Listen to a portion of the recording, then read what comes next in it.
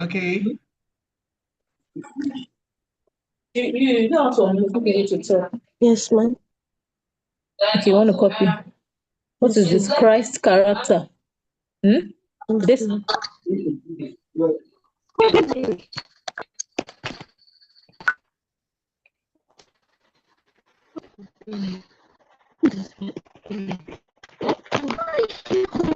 Okay, so Mrs. Adelby, we can't hear you. Just in case you're speaking, you're muted, so you need to unmute.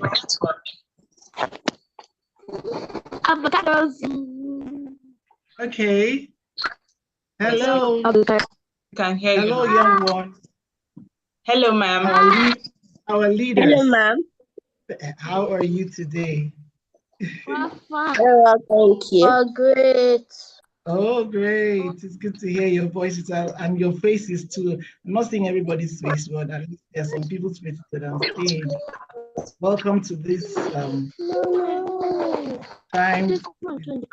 becoming a youth of value. Uh-oh. Just hold on.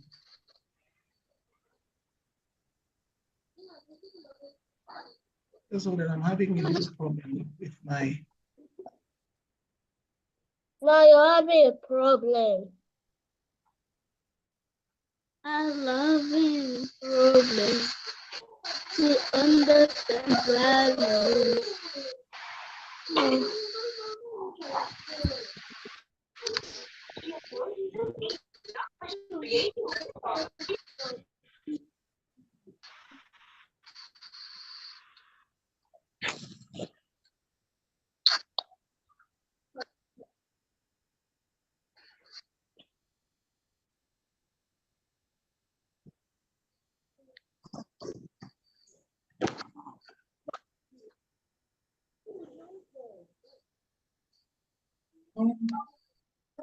Okay, so we're going to be talking about becoming a youth of value.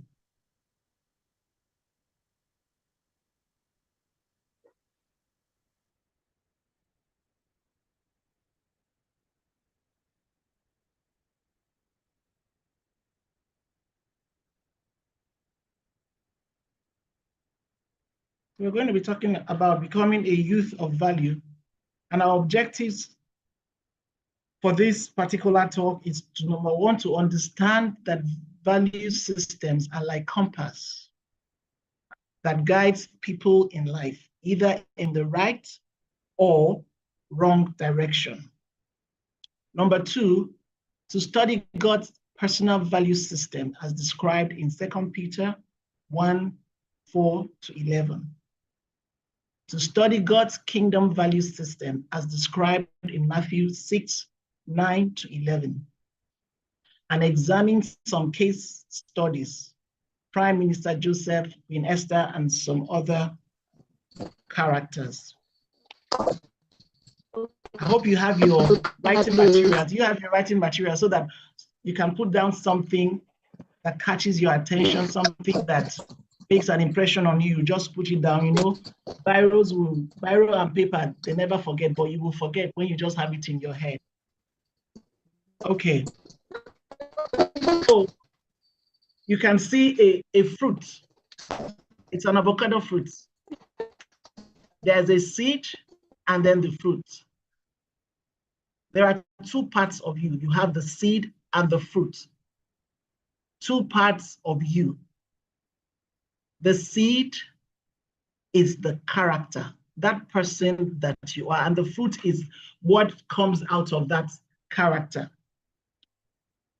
You cannot plant a mango seed in the ground and then you wait for it to grow, and after the mango has grown, it has grown and it has fruits, and then when you go and get a fruit, what you now see, instead of seeing a mango fruit, is what you now see is banana.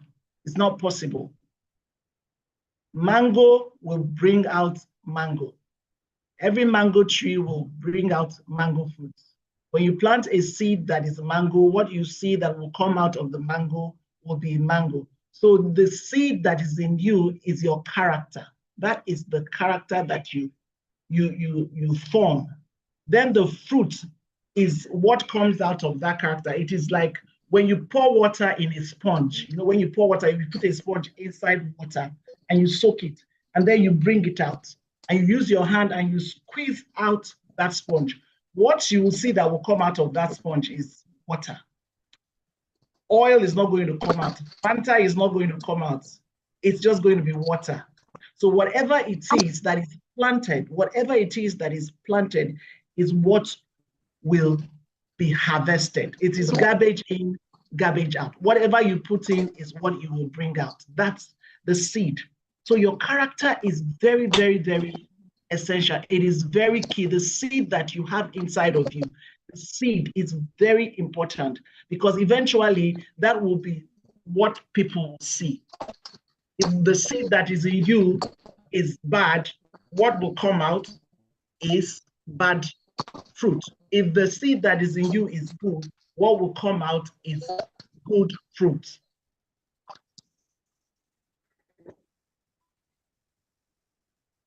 Okay, now we're going to move on to the character part now. Christ's character, 2 Peter 1:4-7. Christ's character. We're not going to go to the Bible to read it, but we're going to look at some of the character traits, you know, that the Bible enumerates for us. Faith is the very first one. It says confidence in God and ourselves. We must have confidence in God, first of all, and then also we must have confidence in ourselves. And then virtue is the next one. Virtue is integrity, it's moral uprightness. Virtue is moral uprightness, goodness. Then you have knowledge, which is the wisdom of God. There are different kinds of knowledge. You know, you can know good things and you can know bad things. But the knowledge that this particular scripture is talking about, this particular part of the Bible is talking about, the Christ character, is the knowledge that comes from the wisdom of God, not the wisdom of the world, not the wisdom of your friends, not the wisdom of your classmates, not the wisdom of people that are around you, peer pressure kind of wisdom. No, the knowledge that comes from God. That's the kind of knowledge that has the wisdom of God inside of it. Then you talk about self-control. I'm still talking about the Christ character, the seed that is inside you, the seed. Remember, we said the seed is character. The seed that is inside you, self-control. You must have self-control, lust of the flesh, eyes and pride of life. These are things that one can get involved in, you know, but you must have self-control to know that I'm not supposed to go here. I'm not supposed to look at this kind of thing. I'm not supposed to be prideful. I'm not supposed to boast. You know, that's self-control. Then you have long suffering. Long suffering has to do with patience and perseverance. Even when you fail, you still say no, you stand up and you keep persevering, you keep moving. You have patience, you keep moving. You say, no, I will succeed. These things are personal transformation. These things you used to work on yourself. If you see there's a fruit there, like an apple, when you look at it, you have self-control, you have peace, you have patience, you have faithfulness, you have gentleness, you have love. You know, all of these things are Christ's character. They deal with personal transformation. They have to be inside of you. If they are not inside of you, something else will come out. If you put other things, if you don't have that faith, the virtue, the knowledge, the self-control, the long-suffering inside you, then when situations come, you will do something else because you don't have that seed inside you. Then the next one is godliness, God's agenda or kingdom on earth, righteousness and justice. Godliness is moral uprightness, kindness. You have affection to those in the household of God, not just in the household of God, but also to your friends, to family, to people that you don't even deserve to be, you know, some people you say, they don't deserve to be loved, though. I don't like this person did this to me. I'm not this person's friend. But kindness is being able to see something that is not right with somebody, maybe one of your little friends, you know, she's lost in a crowd, younger than you, maybe in primary school, most of you here in secondary. She's lost in a crowd, and you suddenly see a child, she's crying, and she's crying for her mother. You walk up to the child and ask the child, what is it? What is happening? Or it could just be that the child's sandals has been unloosened, and the child just needs the sandals to be, you know, fixed again. You bend down, and that's kindness. You have affection to those in the house of God, or household of God, and outside of the household of God too. Then you have charity or love. Love is goodwill towards all men. You love people no matter what, even those who you don't think deserve to be loved. Those people that are very irritating, those people that they just irritate you. I don't like Mokpe. I don't like Mokpe. I just like the way she behaves. But you have love towards all people, all men. These things deal with our attitude towards God and others. They are another way to you know, enumerate them, the fruit of the Spirit. The Bible calls them the fruit of the Spirit: gentleness, kindness, patience, persevere. All of these things are the fruit that the Spirit, you know, brings up in us. So we're going to the next thing. What are values? Values.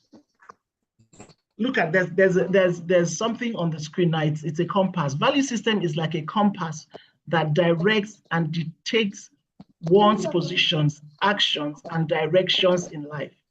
Your value system is like a compass. You know, a compass is something that gives you direction. You can see the north, west, east, and south. So when you stand with a compass, you know, if you're lost and you want to know whether you want to go south, or you want to go north, or you want to go east, or you want to go west. Once you stand with your compass, and the compass will direct you and say, this is the way to go. Your value system is like a compass. It directs you and dictates the position or action and directions that you have chosen in life.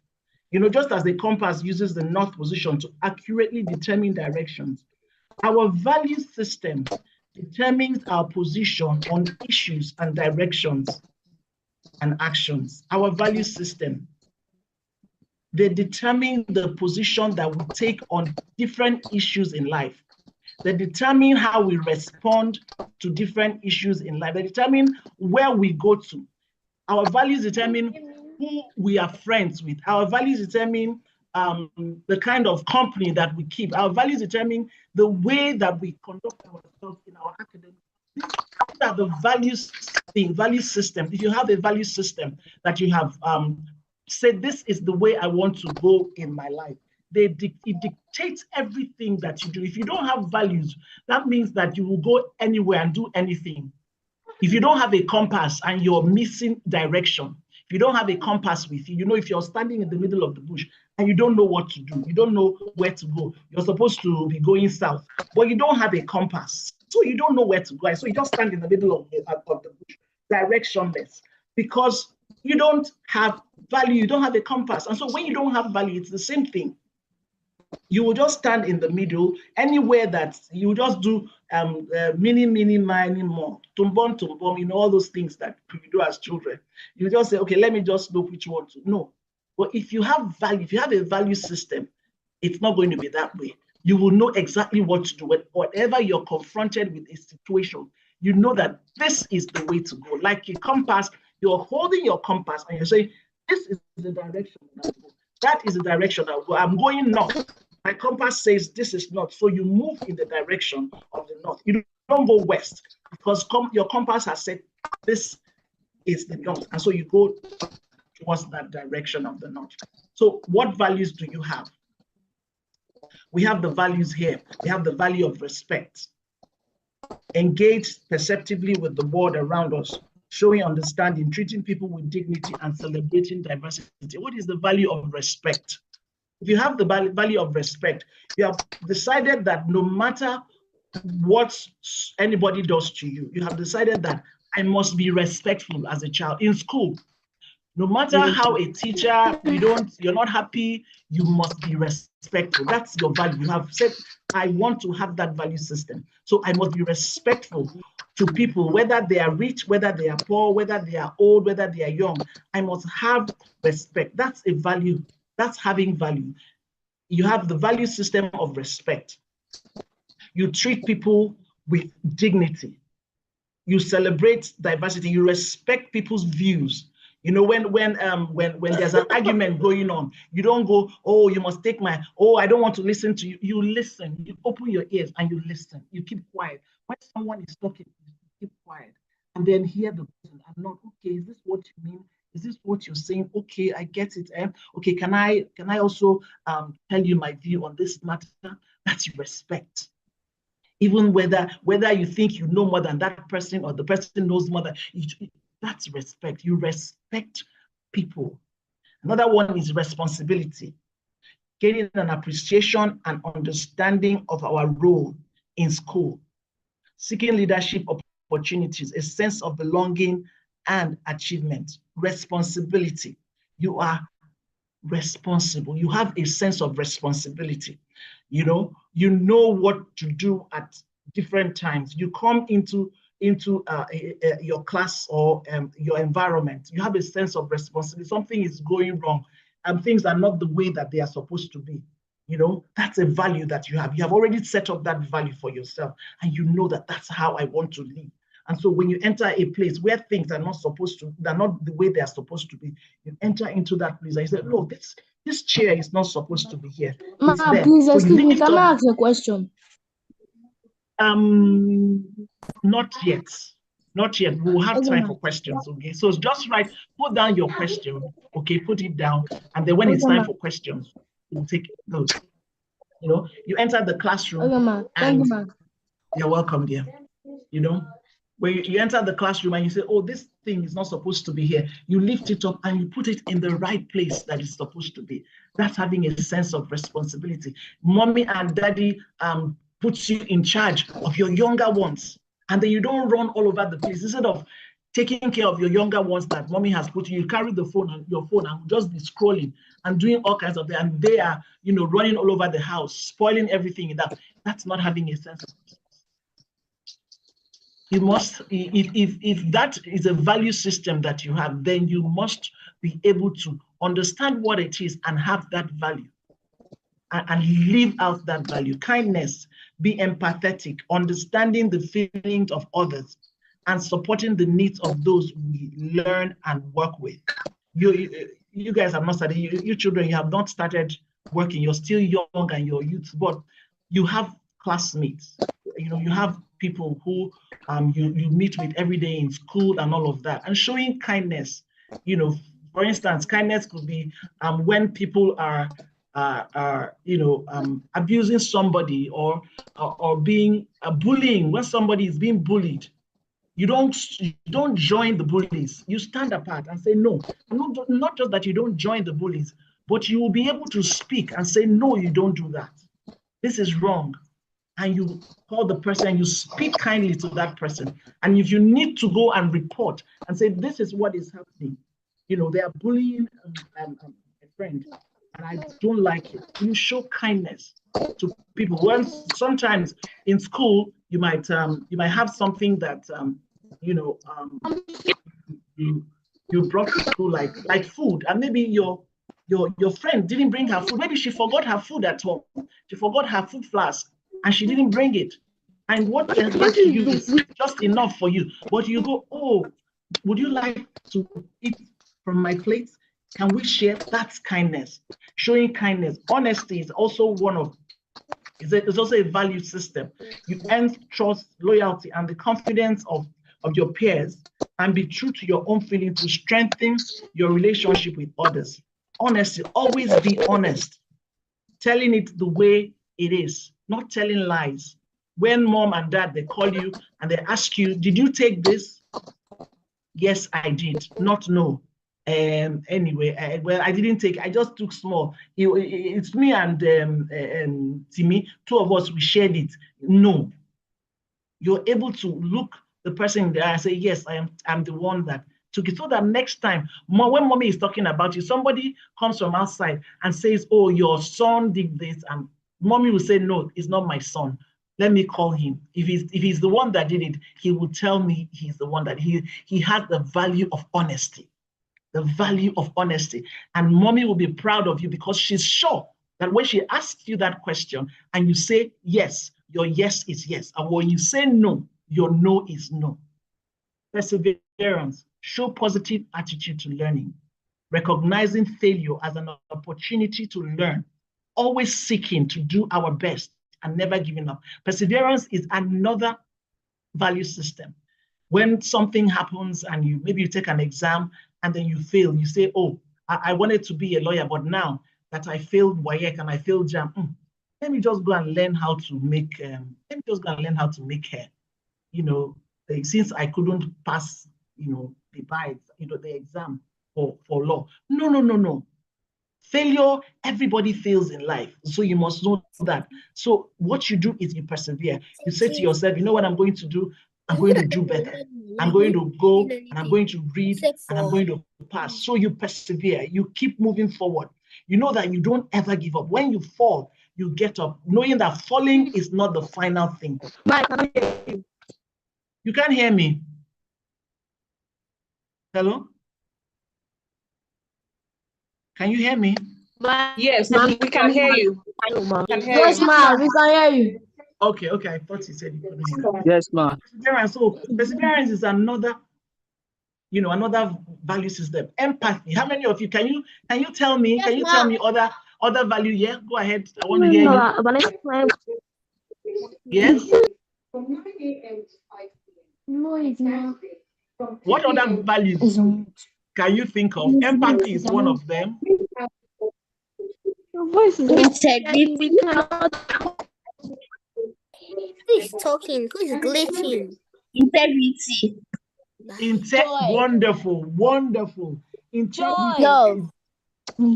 What? Love. Love, yes. Hard work is also a value system. joy. Yes, kindness. Okay, that's very good. Okay, so your value is your compass. Your value is okay. So let's move on to the next. Okay, you can mute. If you're no longer speaking, you can mute. Jason, Wana, Ozzy, please mute yourselves. Thank you. So your value is your compass. Like we said before, you remember the compass that shows you direction. When you're lost, when you don't know what to do, you're lost in the middle of the desert, but you have your compass. It's like your compass is your value is like having a compass. When you're lost in the middle of nowhere, when you're in a situation where you don't know what to do, your value system that you already have in your head, in your heart, will tell you what to do. It is like conviction. This is the right thing to do. When a lot of friends are together and they're saying, oh, let's go and somebody says, let's take money go get your money from daddy, get mommy, go to mommy's back, go and get something. Let's go get 10,000, I'll get 5,000, you get. And you stand there.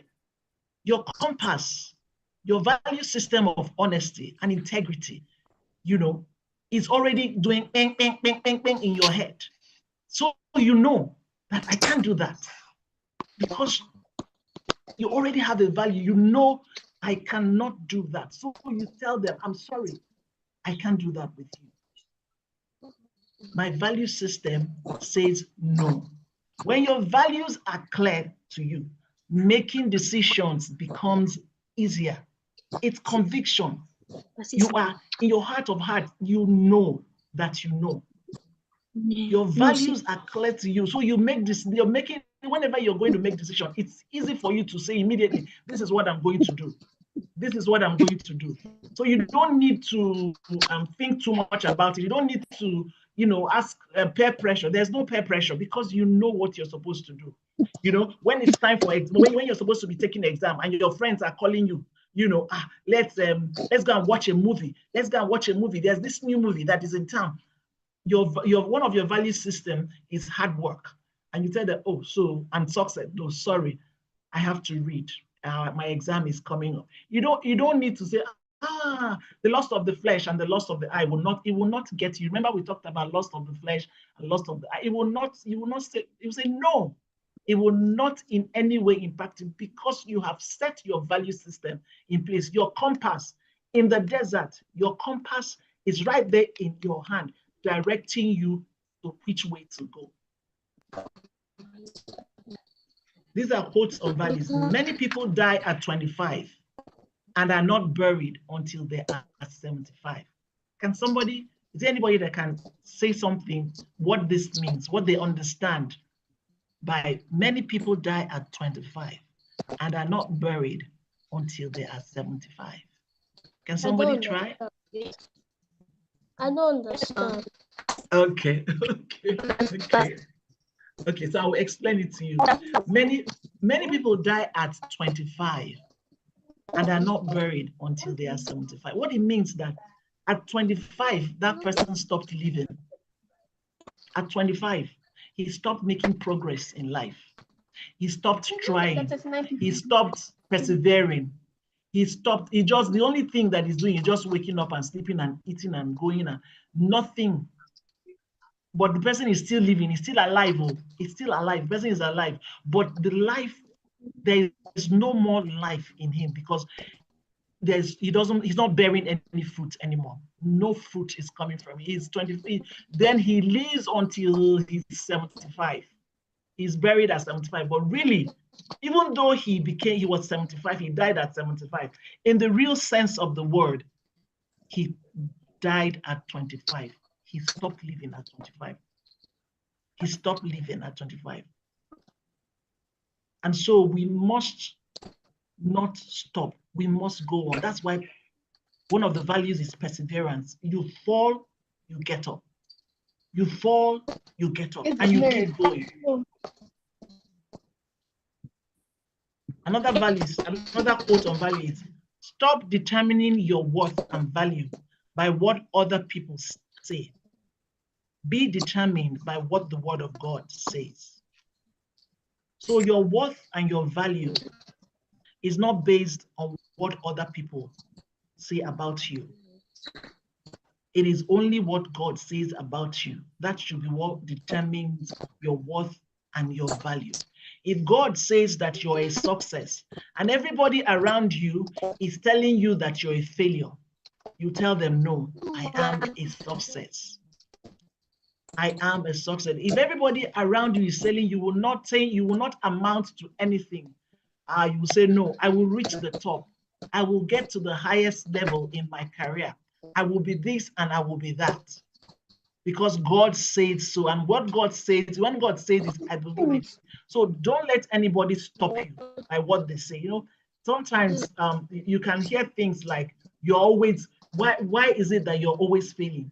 Oh, you didn't last year you failed this subject. This year you failed this subject again. Next year you're failing it, and you don't listen to those things. Because you are determined in your heart that you will succeed, because the word of God says that you will succeed. Anything that you put your heart to do, on your mind to do, you will succeed in it. Conviction adds weight to us. Many people are like chameleons, always changing the color of their values. What he said he will do. Don't give up on God.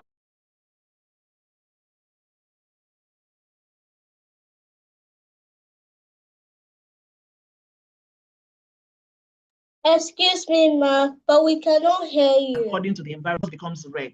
If he goes to a place where there is purple, he just enters in and he takes the shape and he takes the color of purple. So a chameleon is like someone who doesn't have any conviction about anything. So whichever way it goes, it just the pendulum. You know what a pendulum? Ma, we can't hear you. You can't hear me. Oh wow. Yes. The line. You can't hear me. Can you hear me now? Excuse me, ma'am. We did not hear what you were saying. But can you hear her now? Can you hear me now? Yes. Okay. All right. Okay. So I was talking about the chameleon. The chameleon is an animal that takes the color of anywhere it goes to. If a chameleon enters the green bush, it becomes green. If it enters a place where there are red clothes, it becomes red. So the chameleon just changes according to the environment where it is. It just anywhere it finds itself, it becomes that thing. So people who do not have conviction, they are like chameleons. They can flow anywhere. They're like, they're like water that does not have anything that holds it. It just, you just pour it, the thing just scatters everywhere. Those people that do not have conviction. Having conviction adds weight to us. The greatest value in our lives are the convictions that we have about life. So we must have convictions. Your values bring about your convictions about things. The values that you have in life will give you convictions. If you have the value of hard work, you will have the conviction that there is no way that you cannot succeed in life. And so you will work towards it. You will keep working until you get to that point of success. When you are convinced about something, if you lack conviction, anything goes. Anybody that calls you, you will follow that person. Anybody that says, oh, come, let's go and do this, you will go along with that person. You just be like a chameleon, anything goes. If your friends are saying, oh, that for some of you who have watched some movies where some children go to a shop and they lift, they do shoplifting. Somebody can say, oh, let's just go. Everybody will just follow, and they will go. It's always one person, and the rest will just follow and go. But usually, sometimes there's one person who will say no because of the conviction that he or she has. I'm not going to go with you guys to go and do this thing because I have the conviction of honesty and labor. I will not take something that I did not work for. I will not take something, I will not steal from someone who has worked and then I will go and steal from that person. That is wrong. So your conviction will help you to have the values in your life. We must not lack conviction. You must not lack conviction, or you will just do anything at any point in time, and that is not. Okay, can you see the chameleon? That's the chameleon. That's the chameleon. That's the chameleon. So everywhere it goes, it has the color. It just changes itself into the color of that place. Like chameleon, always changing value color according to the environment. The person who does not lack conviction, there is nothing that is absolutely right. There is nothing that this is right and this is wrong. They always have some kind of in between. Maybe now, let's just, are you sure? There's nothing right, there's nothing wrong. Their position is determined by public or peer opinion. So whatever everybody is saying, okay, that's how it is. Their comfort, societal or organizational pressure. This is called ethical relativism. It depends, Sha. It depends. It depends. It depends. It depends. Maybe, you cannot be a child that is like that without knowing what is wrong and what is right. Your peer opinion must not be your opinion. You must have your own opinion about everything in life so that you can be able to make decisions for yourself. Because sometimes when people make decisions for you in a group, it usually doesn't turn out right. So you must have values for yourself. People that don't have values for themselves, they are always like, maybe. They lie about taxes. They lie about birthdays. You know, sometimes now for birthdays, some of you that might want to take WAEC, there's some of you who want to take WAEC before you're the age. The government has said we can't enter university until a certain age right now. And there's some children that are already doing primary SS3, but they are like 14. And the government says you can't enter school until you're 16 years or thereabout, or 17. I'm not sure about that. But now, okay, so since I will go and do an affidavit and change your birthday so that it can conform to the time that the government says that you can go to school, that you can enter university. That's a lie. That's someone that doesn't have any value system. At least as far as honesty is concerned, the person doesn't have any value system. And it's going to keep going on in that person's life. Maybe when the person is now maybe about 30, and then he's looking for a job, and then he sees a job and they say, oh, we want people that are between the ages of 26 and 28. He also still goes and he does an affidavit and swears that he's 26. Meanwhile, he's 30. You see how the person started because he didn't have value at a young age. The person didn't have value when they were young. Even when somebody tells you your friends are doing it, hey, let's just go to it. Hey, my mommy is going to do it for me. Tell your mommy to do it. No. My daddy is going to tell you that. No. You say, no, I am honest. I have the value of honesty. I have the value of integrity. And so I am not going to change my birthday, because when you change your birthday once, you will continue to change it. You change it to suit whatever it is you want it to suit. Then, even as you grow older, that's exactly what is going to happen. You will keep changing. They inflate costs. Mommy says, go and buy biscuits or go and buy something, you know, and she gives you 1,000 to buy, and you come back and bring change for her. You come back and tell her, oh, that they have increased the price of the thing. It's not that price anymore. They inflate costs. And when you start at that level as a child, you're going to continue. You're not going to stop. That's why we have a lot of people in this country now that we don't have values. A lot of us in this nation, there's no value system because we started at a very young age not to have this value system. We don't know who we are, what we want out of life. And so we don't set our compass at a young age. And so when we grow older, our compass is already distorted. It's doing it's already distorted. And so we start inflating costs at this little age, and then we'll continue to inflate. And so when we now get to the government work that we're going to give us, because we're saying you are the youth of today. You are the youth. And we want you to have value so that when you get there, the value will continue. It will continue. It will not stop. You will not inflate costs. You will not change your birthday today. You will not inflate costs today. You will not distort or manipulate data. You know, data, you know, so some children, when they have 80%, they have 30%, they change it to 80. That's how it starts. No value. They don't have a value system. So the 30 now, they just put the other, they curve the other this thing and give it to mommy that they made 80. There are some teachers that put 0, they put 0, 0. Then the child will go and put 1 in front of the 0, 0, so it will become 100%.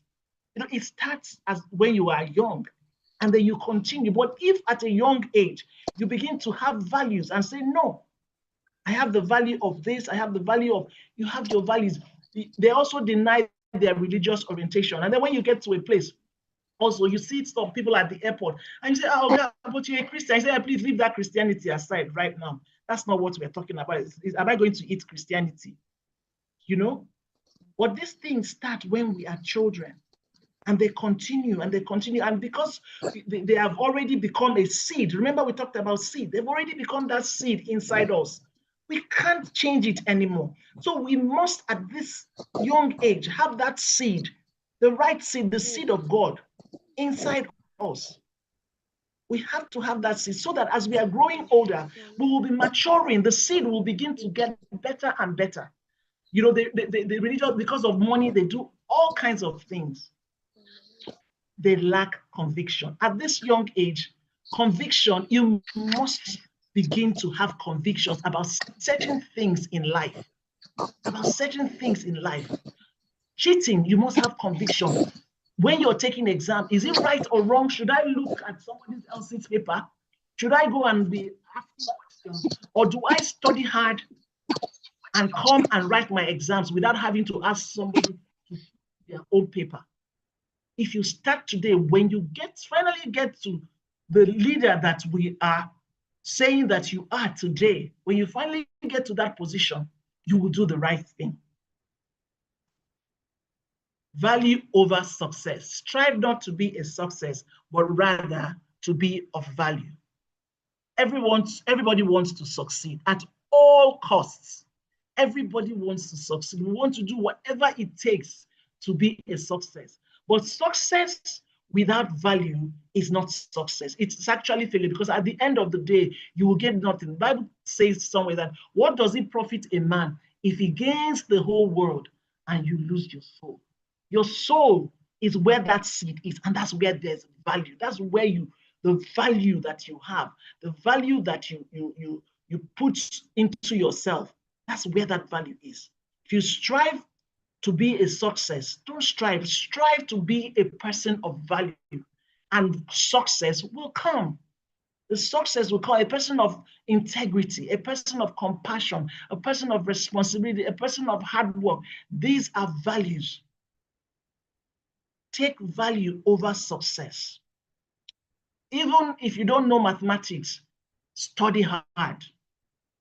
Get people who know better than you to teach you. You don't need to look at the other book so that you can pass the exam. You don't need to do that, because you have a value of hard work. So you keep working hard. You keep working hard. And when you work hard to succeed, there is a sense of fulfillment that you have, a sense of, oh, I am so happy. You'll be happy. When you read and you pass your exams, you're happy. But when you cheat and pass, there's really no happiness. You don't have it. That's why we must have value, because value is better than just having success in life. Success is predictable. There are two things: principles and value, miracles and or luck. Which one is more critical? Okay, can I hear? I want answers. Principles and values. Principles are things that you live by. Yes, principles and values, or miracles and or luck. Principles and values. Fantastic. Why do you say that? Wonderful. Why do you say that? Why do you say Principles and values. okay? Why is it not miracles and luck? Why? Principles and values, miracles and laws. Why is it not miracles and luck? Principles and values. Yes. Principles and values. Because principles and values. Because principles and values contribute to 98% of value of life, and miracles and luck contribute to 2%. Oh, wonderful! I like that. That is statistics. Thank you so much for that. Another answer. Principles and values. Okay. You have another answer? Yes. Okay. The reason why it is principles and values and not miracles and or luck is because it can only be achieved by values. Exactly. It can only be achieved. Success can be achieved through principles and values. You know, luck is a very small part of success. Very, very small part of it. Because the principles are the things that you live by in life, and your values are the things they're the seed that you have planted inside of you. Values of hard work, of integrity, of honesty. These are the things that will guide you in life. So principles and values, the one that is more critical to us is principles and values. So we must get our lives straightened out by principles and values. Now, God's value system from the Lord's Prayer. In this manner, therefore, pray, our Father in heaven, Hallowed be your name. Your kingdom come. Your will be done on earth as it is in heaven. Give us this day our daily bread, and forgive us our debts as we forgive our debtors. And do not lead us into temptation, but deliver us from the evil one. For yours is the kingdom and the power and the glory. So we want to see God's value system from how many of us, most of us, all of us know this prayer by heart, I'm sure. So we want to bring out some of the value system of God from the Lord's Prayer. So these are God's value system. There's priority in value, 1, 2, 3, 4, 5. The system, our Father, thy kingdom, give us, bake bread, finish bread, and then the comments from 1 to 5. So I'm going to start from the last one, which are the finished products. They are the least important. Bread. Finished bread, yes. Finished bread is like finished products. Finished bread is like finished products. Finished bread. Yes, like your car, like your shoe, like the clothing you wear, like your television, like everything that we use, that are manufactured. That's the finished bread. finished products. Yes, we're looking at God's value system. You see the priority in value, but I'm starting from the number 5, and we're going to go up to the first one. The finished products are the least important. These are things, bread, your school bag, the car that takes you to school, the television that you watch, the phone that these are all finished products. They are the least they are the last in the priority. They're number 5. That's the last. Then the next one is 4. Make bread, systems and processes by which we can produce and eat. Okay, how many of us know that the process through which we make bread is more important than the bread itself? Yes, ma'am. Yes, the process by which we manufacture things are more important. Yes, because that process, if that process does not take place, we can't have the finished product, right? If that process, if we don't have the process of making that bread, of bringing flour, bringing butter and egg and sugar and all of those things, there's no bread. At the end of the day, there's no bread. It's only that process that will give us bread. So the 4th one there is bread. Then the 3rd one is people are the 3rd most important things to God. Who agrees with me that people are more important than systems and the finished product? Because people are the ones. They are the ones that actually put the system and processes in place. So you cannot find they cannot be less important than what they have produced. A human being is not less important than the car that drives. It's not less important than the car you drive. You're not less important than the shoe that you're wearing. You're not less important than the bag that you're carrying. So it's like when you're having a birthday party and you tell your friends, "Oh, I'm having my birthday party. Everybody come, but don't come if you don't have a gift. Don't come. Don't come to my birthday if you're not bringing me any gift." You see, that means that your value system is misplaced because you're placing finished product above people. Do you understand that? You're placing finished products above people. You're saying, "Don't come to my party if you don't bring me a gift." So the gifts are more important to you than the people. And God says, no, gifts can never be more important than people. The gift of people, God is much more important than the process that they use to, make things and the things themselves. Then the 2nd one is thy kingdom come. God's value system being implemented on earth. The value system of God. So these are you see all the value systems that we have talked about. Morality, integrity, honesty, all of those things guide us as human beings. If we don't have those things, if we don't have those value systems, everybody will just be doing what they want to do. If we don't have laws, if we don't have things that guide us, everybody will just be doing what they want to do. People will be killing themselves. A lawless society is not a society. So those value systems are very important. because they are what God has put in place so that we can live lives on this earth without being at each other's throats. Okay?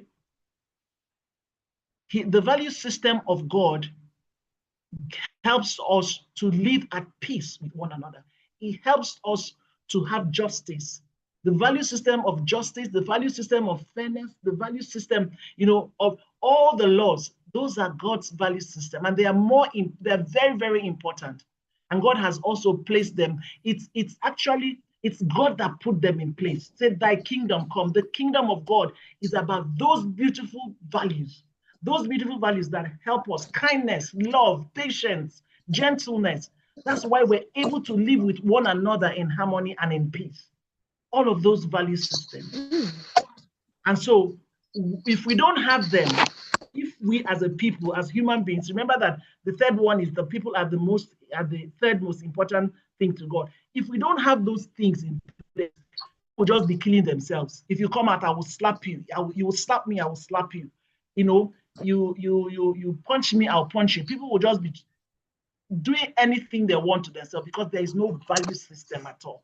And then the highest of them is our Father. That is God. He is the most important and most significant. He's the one that gave us all of these things. God is the one that put all of these things in place, the value system. He's the one that put us here. He's the one that gave us the ability to have systems and processes. And he's the one that also gave us the ability to be able to bring out finished products that we can use and have a good life. Okay? So God is the most important. So in all of this, God must be at the center of everything that you do. When you have God at the center of everything you do, then your value will be right. Your value system will be right because you look to God, because God's value system is greater than any other thing that you can think about.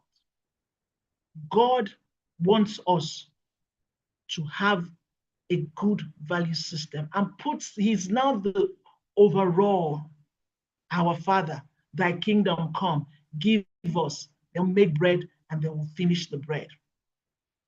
Everything has to be like this. Everything has its place. And we cannot bring God and put God in number 5. We cannot bring thy kingdom come and put it in number 1. You see, everything has its place, and we must give everything its place. Finished product must not be your God. You cannot say finished product. You love what daddy brings. You love the meat pie that daddy gives you more than daddy. You cannot do that. Can you love meat pie more than daddy? You can't do that. Okay? No. God's priority should be our priority. What God says is his priority must be what is our priority. According to Matthew 6:9-13, loving God is the most important thing in life. That's what we just saw now. That's what we saw. That's just what we saw. Our Father, God, is the most important and most significant being. Okay? Then obeying God's spiritual principles. That's what we saw here. God's value system being implemented on earth. Obeying God's spiritual principles, the fruit of the Spirit, the 10 Commandments. How many of us know the 10 Commandments by heart? Yes, yes. Oh, Yes, that's we very do. good. If you don't know it by heart, you should know it. And what about the fruit of the Spirit? For those of us who don't know it, you should also go and learn it, because it will help you. It will help you in establishing the values that you want to live out in your life. Okay. Then loving people and helping them. That's it. People are the third most important thing to God. You love people and you want to be kind to people. Okay. Loving people and helping, obeying earthly principles. Systems, that's it. Says systems and processes by which we can produce and eat. We'll have that. Then the last is our fleshly desires. That's the house, the car, the things that God blesses us with. Our houses, our cars, the bread that we eat, the clothes that we wear. God wants us to have all of these things, but he doesn't want us to put number 5 as number 1. Okay, we cannot put number 5 and put it as 1. That will be going against the system, the value system. You will go against the value system if you take number 5 and put it at 1, and then take number 1 and put it at 5. That will be wrong. So loving God is the most important thing in life. And it will help you when you love God and obey God's spiritual principle. It will help you to establish values in your life. Values that changed Europe. Europe is a continent, right? Everybody, we know that Europe is a continent, and you know, they are first world, unlike Africa. Africa is third world. We're still trying to get there. We'll get there by God's grace. It's a continent. Yes, it's a continent. So these are the values. You know, we have been talking about values. Look at the values that changed Europe. But when we're looking at these values, hard ethical work. These are the values that changed Europe. Now we're looking at Europe as a whole. But I want us to, as we're looking at these values, think of yourself as an individual, because it is one by one that we can change a whole nation. Yes. So it is one by one we can change a whole nation. So as we're looking at the hard ethical work, working and doing right, what is your attitude towards work? What is your attitude towards work? Whether it is work, academic work, physical work, homework, and daddy is sending you on an errand, whatever kind of work, what is your attitude towards work? That's a value that changed Europe as a continent. But it can, as an individual, if you have a good working ethic, a good work ethic, and another person has it, and another person has it, and another person has it, it keeps going. Before we know it, Nigeria will be transformed, because all of us will have good work ethic. Then strategic planning, plans with practical steps. When you plan, how do you plan? Strategic planning. How do you plan? Oh, I'm going to pass WAEC. I'm going to pass WAEC, and then you just leave it that way. I want to make A. I'm going to make A's in all my WAEC, and then you just leave it like that, and you leave it to chance. It's not miracle, it's not luck. Remember, it's not miracle, it's not luck. It's principles and values that will help us to have this planning. So when you're planning that you're going to have only A's, then the value of hard work is very, very important. So you're going to plan and say, oh, when I come back from school, I'm going to sleep for and I'm going to read. Excuse me, ma, I can't hear you. Oh, I'm so sorry. Okay. So I'm going to. I can't hear you too. Can you hear me now? Yes. Okay. Yes, ma. Okay, you can hear. Okay. So the second one is strategic planning. You want to be you want to have A's in all of your subjects, and then when you get back from school, you start watching TV. No, that cannot work. When you get home, you just sleep for 5 hours. It can't work. You need to plan. You need to make a plan, strategic planning, and say, okay, I have 5 hours. What am I going to do with these 5 hours that I have whenever I come back from school? Okay, I'm going to sleep for 45 minutes, and I'm going to read for 3 hours. Okay, what materials do I need to help me to do this? Okay, I'm going to ask mommy and daddy to help me get past question papers, and I'm going to spend time. Oh, who in my class knows mathematics so well? Who knows English? Who can help me? This is strategic planning. Europe changed because of strategic planning, but we're talking about, as we are looking at Europe, we're looking at ourselves as individuals, plans with practical steps that we're going to take so that we can change, so that we can do better, and so that we can change Nigeria. Time consciousness, using time wisely. Time is money, like they say. Time is money. So you must know that time is very, very important. You don't just waste time. You hold your phone and you just be talking and scrolling. That's what you do the whole day. No, time is very important. You use your time strategically. You don't use it sleeping. You don't use it just talking on the phone with your friends. Remember, it's time. They were very conscious of time. Time consciousness changed Europe. And as individuals, as the youth of Nigeria, the young ones who are going to be leaders of tomorrow, we must, at this age, become very time conscious. Time is money. Don't waste your time. When you're wasting time, you're wasting life. As the clock is ticking, your age is getting higher and higher. You're going up. So time consciousness, integrity of systems and processes. Okay. Just write your question. You write your question, we'll answer that, okay? Write it down, and when it's time for question, we'll answer your questions.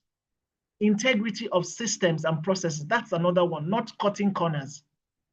Do you know what it means to cut corners? So yes, Ma, what are you saying? Yes, what it means to cut corners. For instance, now maybe you're a baker. I'm using bread because let's keep using bread, and you're supposed to use you want to make a loaf of bread to sell it, and you're supposed to use 2 cubes of sugar and use one cup of flour. Instead of doing that, you now use one cube of sugar and half a cup of flour, and then want to go and sell it for the same price that they are using to sell the other. That's cutting corners. And sometimes cutting corners can be very, very expensive. It can even cost lives. Can cause people to die. Maybe you're building an aircraft. They give you a contract to build an aircraft, and you cut corners in building the aircraft. Then maybe people will enter that aircraft, and when the aircraft takes off, everybody in it crashes and everybody dies. Cutting corners. You don't cut corners. Even as a young child, as a little boy, as a young girl who is going to be a leader, you are already leaders of tomorrow, today and tomorrow. You don't cut corners. You go to school, you don't do things that you're not supposed to do. When the teacher says this is the way it's supposed to be done, you do it exactly how the teacher said. Don't go and do the one that the teacher didn't tell you to do. Respect for credit and contractual obligation, that's faithfulness. That's faithfulness. When you say that this is what you're going to do, when you sign an agreement with somebody, even at this your little age, you sign an agreement, you tell your friend, both of you say, this is what we are going to do together. We're going to do this together, and this is the amount of money that is going to come out of it, and we're going to share it like this. And then when it happens, everything one person wants to cheat. When you start that, everything changes. The values are eroded. We have just about 5 minutes to wrap it up. Oh, wow, you don't mean it. Okay, then talent development, rule of law, payment of taxes, fair wages for fair work, and education. So education without values, as useful as it is, seems rather to make a man a more clever devil. That means that education without values, you can have education, but if you don't have values, it really it means nothing. You're a bad person, because when you get there, you will do things that will not be good for the nation. Then we talk about the case study of King Josiah. He was a king in the Bible. He made a lot of reforms. He was a young king, just like you're young. He made a lot of changes. He had the value of courage, the value of righteousness. You can put some of these values down and begin to cultivate it inside. Value of humility, humble, value of loyalty to God, value of learning. Learning is so important, always learning. Value of love for his people. Then Joseph also, most of us are very familiar with Joseph. He was the son of Jacob, and he was tempted. Finally, at the end of the day, he became prime minister of Egypt, and he did a lot of things. He helped the whole of Egypt and all the world at that time. He helped to make sure that people did not go hungry. There was value of righteousness, the value of forgiveness. He forgave his brothers, even though that they had done terrible things to him. He was a righteous person. He refused to compromise. Even when the woman wanted him to, a married woman wanted him to sleep with him, he refused and said, no, I cannot do that. Value of courage. He had so much courage. He was able to stand up and say, before the king and tell him the dreams that, the interpretation of the dream that he had. The value of leadership. He was everywhere he went, he was a leader.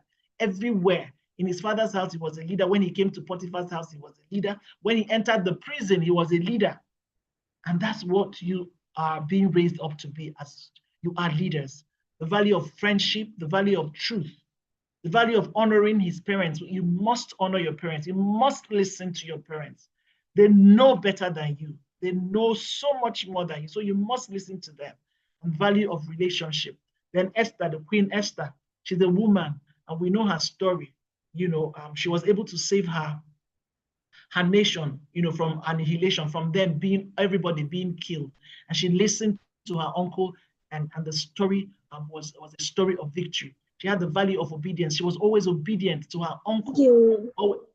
Value of respect, the value of courage, and value of sacrifice. She was ready to put her life, her life, in jeopardy, just to make sure that she saved her people. The value of leadership. She had humility and also dignity. So your value determines your height, worth. Determines your worth and your height. Without values, you are nothing and you have no legacy. So we're going to confess this, make this confession. All of us are going to make this confession. I am a youth with, can you unmute, everybody unmute so that we can all make this confession. Are we ready? Yes, ma'am. Yes, ma'am. Okay, so let's go. I am a youth. Be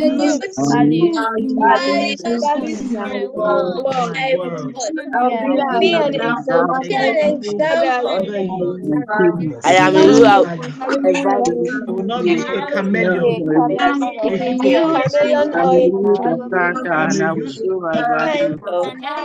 Show my value whatever I do. Jesus name. Show my value whatever I do in Jesus' name. Amen. Amen. What are you saying? Okay. All right. Charity. Okay. Thank you. Please give a big round of applause to Mrs. AZ for this wonderful session. I want to see you clapping. I'm sure you learned so much. I'm sure you gained so much from it. Thank you, ma'am. Did you? Did you? Yes, ma'am. Okay. Thank you very much. That is great. Now we just have very short time for question and answer. We'll just take 2 questions. So if you have a very important question, very urgent question, you can raise up your hand and we will call you. Either you raise up your hand physically or you use okay, I can see Apata, ESQ, and Jason. So we're going to take the two of you very quickly so that we can have a short break before the next session. Apata, please unmute yourself and ask your question. Others, please, you can now mute yourselves back. Please mute yourselves. Use the mute button and mute yourselves. Now, Apata, please ask your question.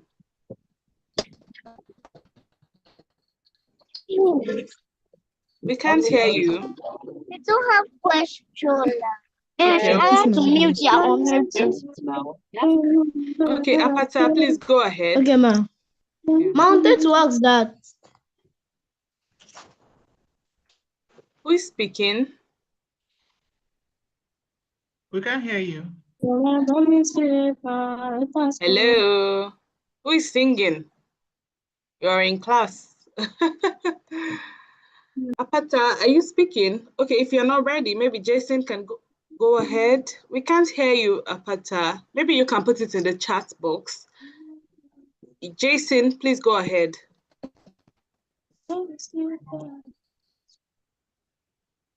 Jason, unmute yourself and go ahead. We can't hear you, Jason. Go to the chat box. What are you doing? Jason, go ahead with your question. Speak. No, you can speak up. You don't need to chat. Okay. Okay, if Jason doesn't have a question. I can't hear. Okay. You can't hear. Can you hear now? Yes, ma'am. Okay. Please go ahead with your question. Jason's hand is still up. Okay.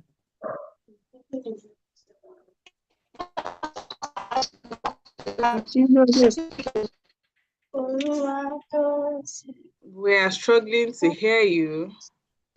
Okay, just in case we will address the questions together. Maybe we can just take a 5-minute break. Do you want to go on break or should we continue? Do you want to go on a break or do you want us to continue? No, are you asking me? No, I'm asking our students. Do you want to go on a short break or do you want us to just continue? Let's Let's continue. Okay. Okay, let's continue. Let's go on a break. Okay, because we have taken a little bit time, you can just take, I don't know, Mrs. Adobe, do you think we should just take a 5-minute break or we should just continue? We should just continue. Okay, let's continue. Exactly. Let's continue. Okay. So we'll go into the next lecture now. You have learned about becoming a person of value. And I'm sure you have so much to learn from that. I hope you are writing because tomorrow you are going to let us know what you have learned so far. Now we're going to go into the next class, which is citizens of a country, your civic responsibilities, civic duties, civic responsibilities. And that will be taken by Mrs. Charity, which is myself. We are going to go into that class now. So I would be sharing my screen. Everybody, please mute yourselves now. Jason, Bango, Princess, please mute yourselves. We're going into the next class now. Okay. So let me know if you can see my screen. Can you see the slides? Yes, sir. Yes, ma. Oh, that's good. Yeah. Yes, ma. Now, okay, that's good. Thank you. Now we're going to begin this class. Now, who knows what we mean by civic responsibility? Civic One at a time. Okay, who wants to speak? Just mention your name and then speak. Your name? Jason. Jason, what is civic responsibility? Civic responsibilities are like the duties, the things that we're meant to do in our country or nation. Correct. Give yourself a round of applause. Any other, a lady now, I want a lady, a female, to tell me what she thinks civic responsibility is. Ozzy, do you want to tell us? Okay. Okay, any other person? Yes, your name? My name is Ebziba. Bango. Ebziba, go ahead, Ebziba. Civic responsibilities are things that we're supposed to do, like to learn how to serve our country. Excellent. Give yourself a round of applause. Okay, that's fine. So that tells me that you all have a little bit of understanding of what civic responsibility is, and I'm very happy to know. Yes, ma'am. Yeah. Yes, ma'am. So if you look at my screen, you see that civic responsibility is civilization. Civic obligation means don't throw trash on the floor. My responsibilities to state and country as a citizen. Civic duty, I have a right to vote once I am 18, and you also have a duty to protect yourself and others. Now, if you look at the screen, can one person read what is on the screen for me? Wona, can you please read this? Me, Jason. Okay, Jason will read it. Okay, Jason, go ahead. Jason will read it. Civic education. SON will read it. JASON will read it. Go ahead, Jason. SON will read it. More. Civic education Okay, are also for Students will receive civic education also 4 times more like volunteer. Students and Hello. If I have not asked you to speak, can you kindly mute? Also, our facilitators in the house, Mr. Success and everybody, kindly assist with muting those who are not currently speaking. Ma, can Thank I you. read? Now, yes, please go ahead. Civic education are also 4 times more Students, likely to no, volunteer. start from students. Students who receive. Okay, ma. Students who receive effective civic education are also 4 times more likely to volunteer and participate in their communities. As civic education provides young Americans with the tools they need to make a difference. Yes, young Americans, young Nigerians, young people from England, young wherever you are and wherever you're joining us from. It makes them more likely to participate in community projects and to help out when they're older. So it is very important you listen attentively because it's going to help you now and also in the future. Now we're moving on. So you see here that those who contributed earlier were correct. Civics is the study of citizenship and government, your duties as a citizen, your rights as a citizen, your responsibilities as a citizen, and also what you are supposed to expect from not only the government, but your parents, your school, your teachers, and all wherever you find yourself, what you are supposed to expect, what are your rights. So this course will let you know and remind you, for those who know already, that this is very, very critical and important. Which civics is the relationship between people and the government. Now, if you look at this definition on the screen, it says that civics is the study of rights, duties, and responsibilities of citizens. Who is a citizen? A citizen is a person who lives in a city or town, is entitled to rights and privileges, and owes allegiance to the government. Rights. Right is something you are entitled to. If there's any word you don't understand, you can write it down, and during the time of question and answer, you can ask me and I will explain it to you. Duty is something you must do, or if you don't do it, there will be a consequence. Responsibility is something that you should do, but you are not required to do it. Now, citizenship education. Now, who is very familiar with football here? If you are very familiar with football, can you say yes? And you unmute, you say yes, and you mute. Yes. Yes. That's good. How many players? My cousin is familiar in football. Oh, great. Excellent. Yes. How many players do you have? 11. In a team? 11. 11 players. Apart from the 11, players, how many players? How many are on the field and how many at the goalpost? 22. No.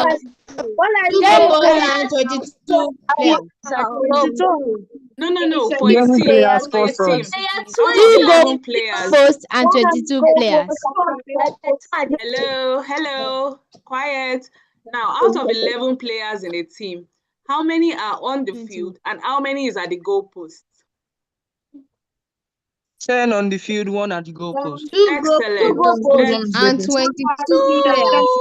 Okay, it's okay. So the correct answer is, which someone said, in a team, one team, not the 2 teams, one team. You have 10 of the players on the field, on the field, and then 1 at the goalpost. Now, imagine that. Hello.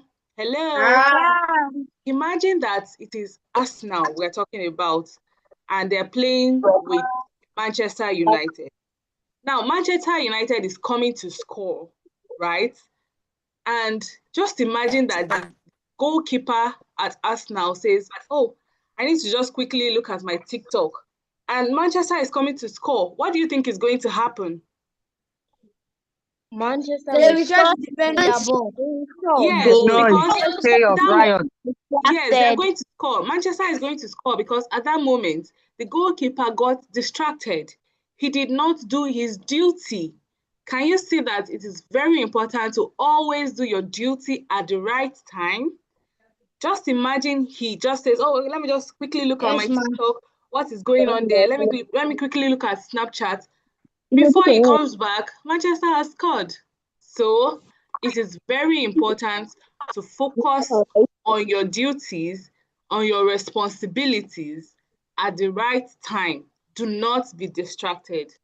Now, you might, as secondary school students, you might think that civic responsibilities, civic education, oh, that's not our business. We are children. We don't have any business with that. It's adult business. Do you know that that is not right? Everybody, right from as long as you have an understanding, you have civic rights, you have civic duties, you have civic responsibilities. And I'm going to give you a few examples. Now, do you know that let me put it this way. Keeping your classroom clean, is it your civic duty, your civic responsibility, or your civic rights? I want somebody to answer. Civic responsibility. It is both your duty and your responsibility. I hope you know the meaning of these words. Can someone tell me what a duty is? What is a duty? It's what you're supposed to do. Yes, what you are supposed to do. And if you don't do it, there will be a consequence. Now, what is a responsibility? I mentioned it earlier. I want to know if you are paying attention. Responsibility. What is the difference between duty and responsibility? Duties are what you're supposed to do, and there will be a consequence. But for responsibility, you are supposed to do it. Responsibility means you're required to do something. Your responsibility is something that is your job to do something about. Yes, but if you don't do it, there may not. Or you're required to do. You may not be required, but if you don't do it, there may not be a punishment. But you know that you are supposed to do it. But if you don't do it, there may not. So let me give you an example. Responsibility. Okay, for duty, you have to do your assignment. That is your duty. If you don't do it, you know that the person is not going to pass that assignment. The person is not going to score a good grade. So that is the repercussion for not doing your duty. But responsibility is maybe you see somebody beside you being bullied, and you can choose to do something about it. And we want you to always take up that responsibility and do something. But the truth is, if you say, it's not my business, I'm not doing anything about it, nobody is going to punish you immediately. So that is a responsibility. Your responsibility in that case is to go tell a teacher that, hello, sir, hello, ma, this is going on. Somebody is being bullied. Can you please help us look into it? That is your responsibility. Now, I hope you understand. Responsibility, there may not be a punishment, but for duty, there will be a punishment if you don't do it. Now, other examples that we can, if you keep your classroom, your homes, your houses, your room, your bedroom, if you keep it clean, do you know that if you learn to do that consistently, when you grow up, when you become an adult, it will be easier for you to keep the nation clean. You'll be able to keep Nigeria clean. You'll be able to keep Burkina Faso clean. You'll be able to keep Ghana clean. You'll be able to keep America clean. You'll be able to keep Canada clean because you have been trained to do it. You have trained yourself. You have been able to take care of your own bedroom, your own sitting room, your own classroom. It will be easier for you to do that. Secondly, if you obey the rules and regulations in your school, most of you are supposed to put on your uniforms, depending on the school you're going to. If you're in Nigeria and you're going to a private or public school, you all have uniforms. It is a rule. You are supposed to obey that rule. And do you know that if you learn to obey rules, do not make noise in class, do not copy people's assignments, rather do them yourself, it will be easier for you to obey the traffic rules when you grow up. When you become an adult and the light says red, what are you going to do? Stop. Yes, you're going to be able to stop because you have learned to obey rules when you were in school. So I want you to always keep it at the back of your mind that whatever I practice now as a student, I'm going to do it when I grow up. Do you know that if someone doesn't stop when they are supposed to stop, what can happen? Accident. Yes, an accident can happen. It is that, yes, it is that serious. And anybody that refuses to stop when they are supposed to stop, they did not start that time. They started when they were in primary school. They started when they were in secondary school. They did not obey their teacher. Do you want to be that kind of person? No. Do you want to be that kind of person? No. So when your mommy says, hello, Tunde, can you please pick up your clothes from the floor? What are you going to do? You do it. You do You it. obey the instruction When your given. daddy says, Jason, can you pick up the broom and sweep the parlor? What are you going to do? You obey. You obey. Your mother. Exactly. So that in future, you will not cause an accident because you don't want to obey the traffic lights. Do you understand how important it is? Yes, ma'am. Yes, So ma'am. you must always, parents. yeah, it is your responsibility. It is your duty to be obedient to your teachers, to your parents. Okay, do you understand? Yes, ma'am. Yes, Now, ma'am. now, Yes. it is also Yes, ma'am. yes, it is also your responsibility not to scribble on your desk in the classroom. You know you're not supposed to write disfigure your tables, your chairs, the walls, even at home. No painting on the walls is not meant for painting. If you want to paint, you ask your mom, can I get a canvas? Can I get a piece of paper and pen, a crayon? I want to, not that you go to the wall and you begin to design. I know a lot of people, if you go to their school toilets, you see all kinds of things written on the wall. You go to the library, you see all kinds of things written on the library tables and chairs. Is that right? No, ma'am. No. So if you No, are ma'am. so if you are part of the people that does that, I want you to always remember when next you want to do it, that Mrs. Charity said, if I do this now, then most likely when I grow up, I'll be disfiguring the walls of the state, the walls of the nation. I'll be contributing to the wrong side of the law. Do you want to do that? No, ma'am. Yes. So when next you are tempted to do that, or when you even see your colleague doing that, just tell them, this is not right. You're not supposed to do that. This is violating the civic responsibility, the civic duties, and the civic laws of this school, and you're not supposed to do that. Do you understand what I said so far? Yes, ma'am. Oh, okay. Yes, ma'am. Great. That is great. Yes, ma'am. Yes. So what are the components of citizenship? We have global responsibility. Can you say the next one? Responsibility. National responsibility. National responsibility. And Local responsibility. Family Family responsibility. Give yourselves a round of applause. You are paying attention. Not with your mouth, with your hand. Okay.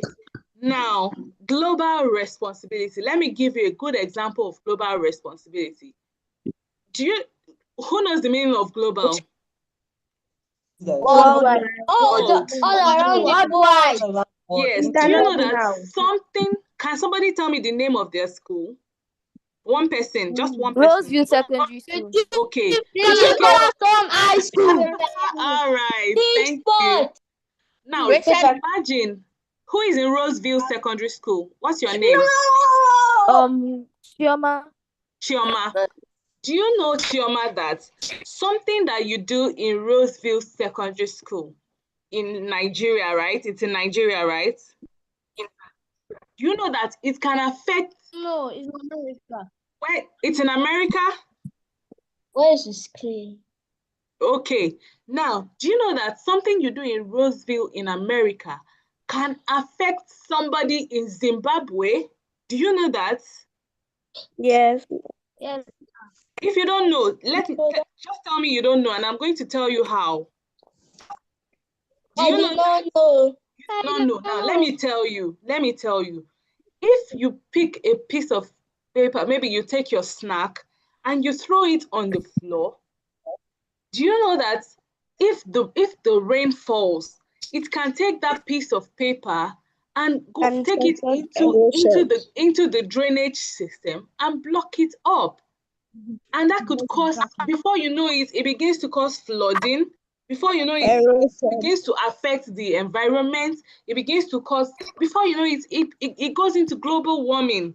And that global warming is going to affect everybody. It's not going to only affect those in Roseville or those in America. Before you know it, it affects everybody in the world. And that is a global issue. So it is your global duty, your global responsibility, that when you finish with your snack, you pick it up and do what? Throw it in the dustbin. In the trash can. So please, just know that everything you do, every law that you obey, is not only going to help you, it's not only going to help your school, it's not only going to help you at home, it's also going to help the whole world. So I want you to always have that at the back of your mind. And also your national responsibility. You know that at this age, you are not able to vote yet until you are 18. When you are 18, you make sure that you register, you get your permanent voter's card, and when it's time for elections, you go out there and vote. Because if you do not vote, other people will vote, and they may vote in someone that doesn't, the values, remember you just learned about value system. The value of that person may not align with your values and the national values. So you have to go there, vote for the person whose value aligns with yours and the nation's values, so that Nigeria or your country, wherever you are, would be well ruled. Do you understand? Once you're 18, what are you going to do? You're meant to vote. You get your voter's card and you vote. And you have to, yes, you have to keep yourself informed of what is going on. I don't know if we have people who still watch Coco Melon here. Don't only watch Coco Melon. Don't only watch Superman. Don't only watch Batman. You have to also follow the news. You have to know what is going on in your country, in your state, in your school. Even you have to be aware of what is going on. You have to know the politicians, and you yourself, if you want to be a politician, do you know that you can also be a politician? You can also be a president. You can also be a governor. So don't limit yourself. You have to know, and you cannot achieve those if you don't know what is going on. You have to understand what is going on in your environment, so that by the time you are of age, you can also contribute to the success of your nation, of your environment. Now, your local responsibilities are the things that you are supposed to do in your school, at home, in your school, in your church. You're supposed to pay attention when you're in classes. You're supposed to pay attention. Also in your churches, in your mosque, wherever you have your religious orientation, you have to pay attention. There are so many values. You remember you just learned becoming a person of value. There are so many values you are going to pick up by paying attention. So you have to do these things. Those are your local responsibilities. Then do you know that you can also volunteer? If they say we need some students to volunteer to clean up the street, you ask your parents, Mommy, Daddy, I would like to volunteer. Can you allow me? And also, you know people around you that maybe they are not doing so well. Maybe they don't have enough to eat. You talk to your parents. You say, Mommy, Daddy, this person, it looks like they are not doing so well. Is there anything we can do to help them? Can we give them a clothes that we're not wearing? Can we cook some food for them? Can we give them some food? Can we give them, can we help? Being kind, it's a responsibility. If you're not kind, nobody is going to deal with you for not being kind. But do you know that if you are kind, it will keep going around. And when you also need somebody to be kind to you, you're going to find somebody to be kind to you. But if you're not a kind person, do you think people will want to come close to you? No, ma'am. No, ma'am. So you have to pay attention. look around you, look for problems. How can I solve this problem? What can I do to make this better? If you're not speaking, can you please mute? What can I do to make this better? You know, if you cannot do anything, you can at least talk to your parents. You can at least talk to your teachers. They can let you know that this is what you can do, or don't worry, we'll take it up from here and we will do something about that. And in your family, you have responsibilities. I want you to list some responsibilities that you have in your family. Washing the dishes. Yes, washing the dishes. Only one person. What about others? Is there only one person that does work in the floor? Sweeping the floor. She's for your family when they're done with it. I didn't get that. For your Come family again. Mopping. Good. That shows that you are hardworking. Clap for yourselves. Make sure you do it. When mommy says, hello, Amy, can you wash the dishes? Are you going to complain tomorrow if she says that? No. Are you going to say, no, tell my brother I'm tired? Are you going to do that? No. No, that's good. Going forward, whenever mommy says or daddy says, can you please help me? I want to wash the car. Can you bring water so I can wash the car? Or can you help me sweep the floor? Or can you help me mop? I want you to do it happily, not crying, not complaining, not saying, I'm tired, I want my brother to do it. You just go ahead and obey. Do you understand? Yes. So these are the things. These are the things we have talked about. Duties versus responsibilities. Hello. Do mute yourself. Hey, who's speaking? Whatever I said is not sound. Hey, don't argue. Mute yourselves. Please mute yourselves. Now, duties versus responsibilities, we have talked about that. Duties are the things you are required to do: obeying the law, paying the taxes, defending the nation when you are 18 years old as a male or a female. You serve in the court, you attend school. It is your responsibility to attend school.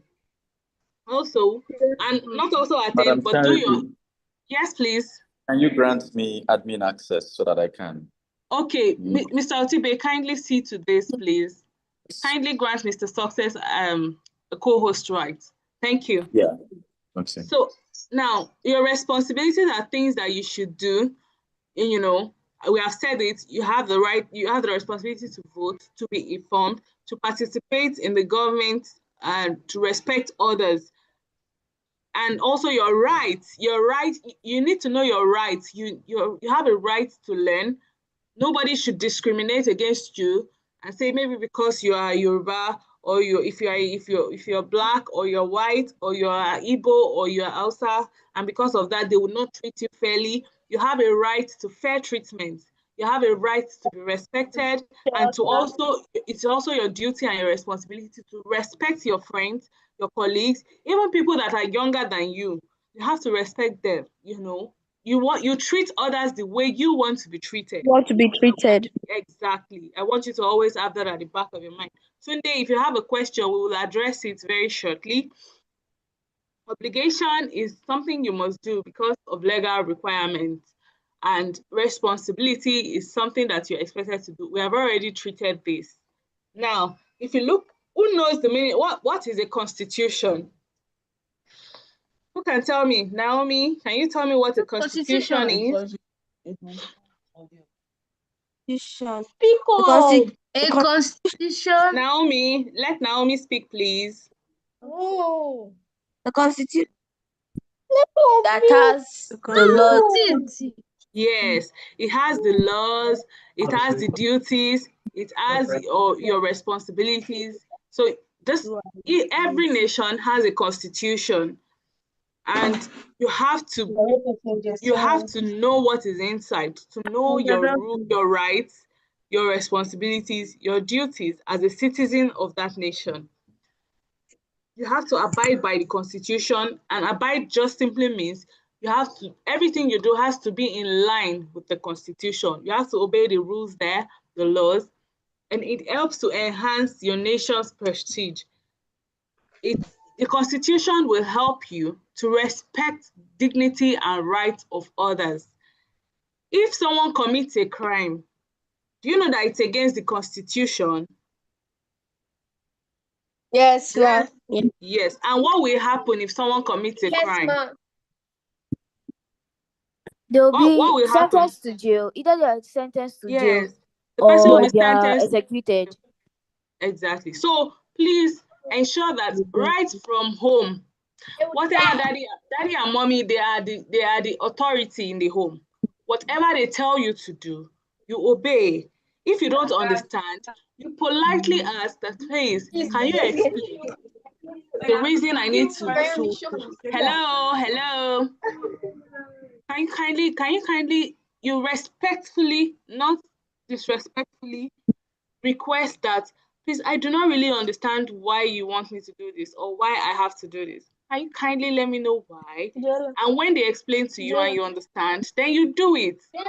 Make useful contribution to your community. Do you know that if you volunteer, when you grow up and you probably want to begin a business or you want to get a job, do you know that those things are going to count right from the things you volunteer for in primary and secondary school? It's going to count. And I know a lot of you might want to go outside of your nation where you are to school. Do you know that it matters what the things you volunteer for? If there's a community cleaning project, or if in your church they need volunteers to do a certain work, do you know that you can put it in your CV? Who knows the meaning of a CV? Can someone tell me the meaning of a CV? Curriculum vitae? Okay, nobody? Okay, let me tell you, a CV is something you, okay, Amy, unmute yourself. Where's Amy? Amy, tell me, what does a CV mean? It is a list of your education, your skills. Qualifications, yes. That's you when you want to get a job, or if you want to start a business and you want to pitch your qualifications to investors, they are going to want to know, have you been volunteering?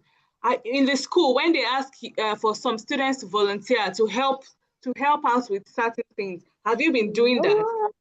So just know that it's very important. So when next you hear that we need some people to do certain work, once you do it, go and write it in your CV. Start writing your CV. You're not too young to have a CV. Tell your mommy and your daddy, please, I need a CV. Then you begin to tell them that, please, I want to write this work that I did in my CV. It's going to count for you. It will make it easier for you to get a job or to get investors for your business in future. Now, you render assistance to lawful agencies. You declare your task. These are things that you do when you become an adult. You have to question, and if you cannot question government policies if you don't understand them, which is why I said don't only watch Superman, Batman. What else do you watch? Let me know. Barbie. Hello. Barbie. Don't only watch Barbie. Super Bowl. Don't only watch that. What? News. News. Oh, you watch news. Bravo. Clap for yourself. So please always keep up to date. Know what is going on in your school. Know the current affairs in your nation and all of that. Now, does anybody know this boy, Bradley Lowry? No. Nobody? Okay. So I'm going to tell you his story. Bradley had a serious health issue. Okay. Ebiana, that is one of our, so I think our children, do you know about him? Unmute yourself. No. Okay. All right. So let me tell you his story. He was sick, okay? And yet, I just want you to know that you are not too young to carry out your civic responsibilities or your civic duty or to demand for your civic rights. He was sick, and yet, even with his sickness, he became a mascot. Do you know the meaning of mascot? No. Yes. Yes. Okay, who is a mascot? Okay, it's a football The stuff. It's a mascot football is stuff that Sonia. like the You know, footballer has to bring either his child or someone else to exactly, it has to represent do with him. football. You know, when they're about to start a match, you know, some children march in front of the players. Yes.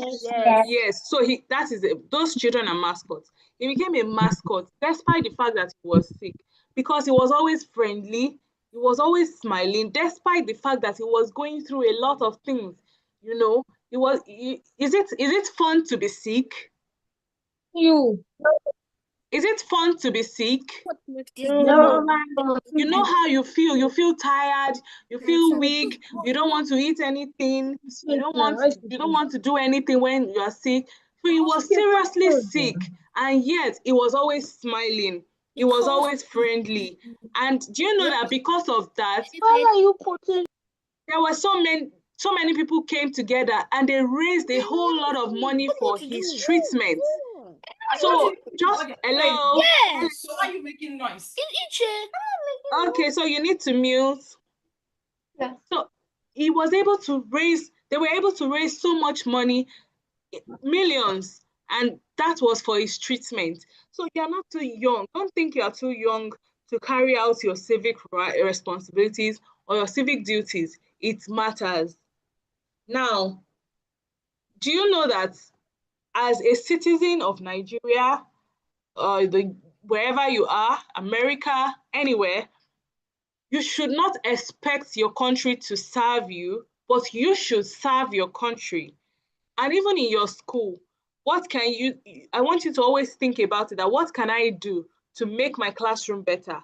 What can I do to make my school better? What can I do to make my house better? If the house is disarranged, you get up and you arrange it. If it needs to be swept, you get up and you sweep it. And it all starts from home. It all starts from your school. Now, this statement was made by John F. Kennedy. If you know him, unmute, say yes, and mute yourself back. Do you know John F. Kennedy? Yes. Yes. He says, good. That's good. He says, my fellow Americans, ask not what your country can do for you. Okay, that's good. Ask what you can do for your country.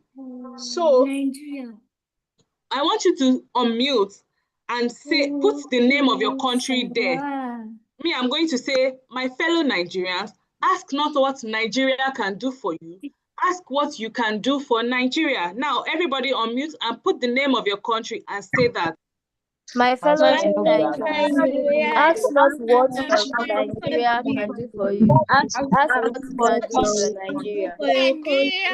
I want you to always remember this saying, even as you continue to grow up, even as you proceed, if you are in JSS, even as you go into SS, and even if you are in SS, you still go to the university. I want you to always have this at the back of your mind. What can I do for my nation? Not what can my nation do for me? No. What can I do for my nation? That is responsibility. That is civic responsibility. You take it up on yourself, even though nobody is going to punish you for not doing anything. But because you are now a person of value, remember, in your last class, you are going to take up the responsibility to be someone that makes my environment better. This is the Nigerian flag. We're using the Nigerian flag because this lecture is taking place from Nigeria. INT, Institute for National Transformation, Nigeria. The flag is divided into green, white, and green. You know that the green part represents what? Agriculture. Agriculture. And the white represents unity and peace. So you have to be, this has been treated in the last class, you have to be people of peace. You do not fight. You don't fight with your friends. If there is a misunderstanding, you respectfully, you gently talk about it and resolve it. And also, you can begin to tell your parents, Mommy, Daddy, can I plant? Can I, begin to, don't think that being a farmer is not a good thing. It is a good thing. Do you eat every day? Yes, ma'am. So if everybody decided that I'm not going to be a farmer, I'm not going to plant, do you think you have any food to eat? No, ma'am. No. So Nigeria is blessed. We have a very fertile soil. Sometimes nobody plants anything and the trees just begin to grow. So you have to tell your parents that Nigeria's flag is green, white, green for a reason. It shows that we have to start looking into farming. Even if it's something in your backyard, you just get a bucket and plant. You know, it will even teach you responsibility because you know that you have to look after the plant every day. You have to water it, you know. So think about it. I don't want you to go home and forget everything you have learned because it is very important. And you know that very soon it is going to be the farmers that will own all the riches because no matter what happens, people are going to eat every day. Do you remember during, I don't know if you were old enough to remember what happened in 2020 where there was a coronavirus lockdown. Do you know that? Yes, I remember. Oh, that's good. That's good. Everything was shut down. Nobody could go anywhere except the people that were into food business, farmers, people that were into cooking, food. So you can see how important it is. Nigeria is blessed, and I'm sure a lot of the countries where you are in, you can plant. You can just, even if it's just something little in your backyard, look into it. It's going to be of benefit to you. Now, this is the coat of arms. The eagle represents strength. For Nigerians are very strong people. No matter what happens, we keep fighting, we keep going on, and that is a good value. The red is in the colors of the Nigerian flag. The white horses represent dignity. That means you need to respect yourself and you respect others. The silver wavy bands represent the rivers Niger and Benue, which is a sign of unity. The black shield represents the good earth. Remember I talked about agriculture. And the ground on which the berries stand is the Coctus spectaculis, yes, which is a common wildflower. Yes, it shows that no matter where Nigerians find themselves, they always survive because they are strong. They are like wildflowers. You cannot intimidate them. And these are also the Nigerians' national motto: unity, faith, peace, and progress. So you must always try to be peaceful, always have faith no matter what, always be united. Don't let anybody tell you that this person is from this place and because of that they are not good. No, everybody is important, everybody must be united, and we must all work together towards the progress of our country and our nation. Have you enjoyed yourself? Yes. Have you learned anything? Yes. I want two people to tell me what they have learned. Two people. Who is going to tell me? Mention your name and tell me what you have learned. Okay, my name is Chioma, and I learned that civics is the study of citizenship and government, and it's the study of rights and duties. Okay. And now what are you going to do based on what you have learned?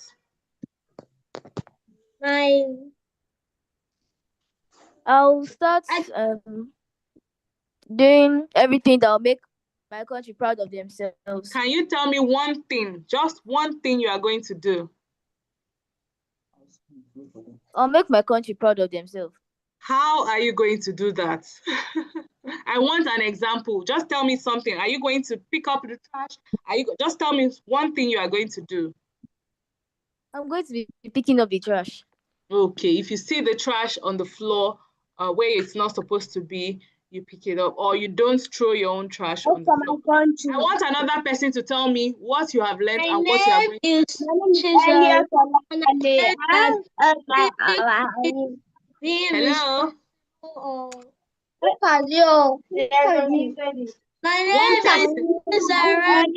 Chizara, everybody else keep quiet. Chizara, tell me, what have you learned? An M at the back.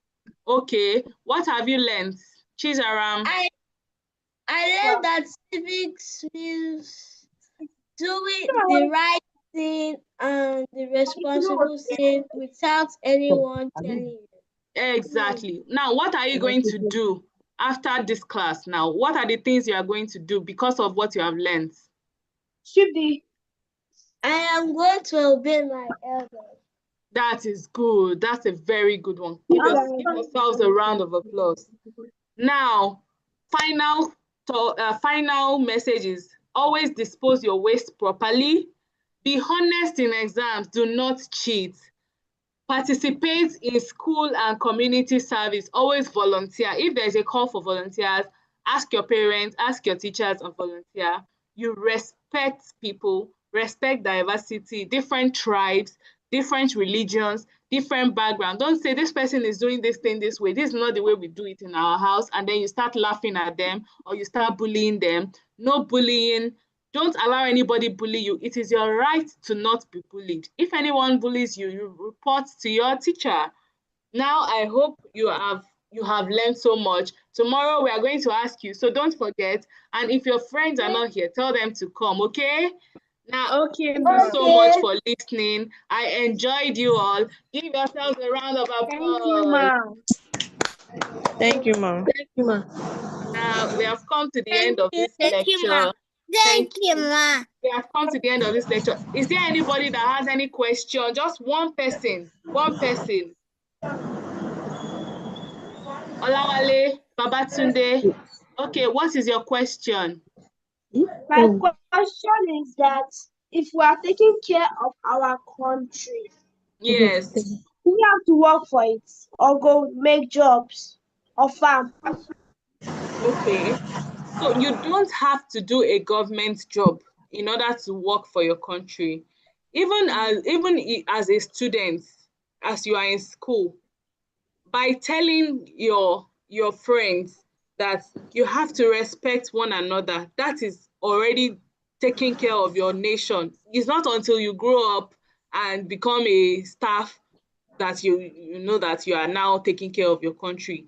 You remember what I said, that by obeying your parents, you are already learning how you are going to obey the laws when you become an adult. You are going to learn how to obey the traffic lights. So just all you have to do now, obey your parents, obey your teachers, your proprietors, your school authority, obey your church Sunday school teachers or your leaders in the mosque. So those are the things you have to do. They know what they will tell you to do. That will help you. And that will make it easier for you, by picking up the trash, by being honest, the values you learned in the first class. By practicing those values, you will then from there learn how to take care of your country. That's a good question. Thank you for asking. Any other final question before we go? Let another person ask. I think Abiena's children, I think they want to ask a question. I saw their hand.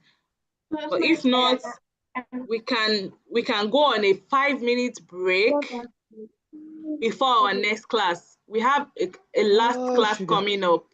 I want to say that I want to tell you something. Okay, so we don't have any more questions. Thank you all so much. We are taking a 5-minute break. This is 6:03. So make sure you are back seated. If you don't want to stand up, it's fine. But we want you to stretch. We want you to stretch. So come back at 6:08 p.m. Remember, tell your mommy, tell your daddy, 6:08 p.m. You sit, that is Nigerian time. So just count 5 minutes wherever you are and make sure you are back seated to continue with the next class. Thank you so much. I'll see you next time tomorrow. Yeah. But I'm still here till the end of the classes today. So just take a 5 minutes, drink water, stretch, so that you'll not be seated in one place for a long. Don't log out. Just stand up, go drink water, come back at 6:08. We'll continue at 6:08. Thank you. Thank you, ma.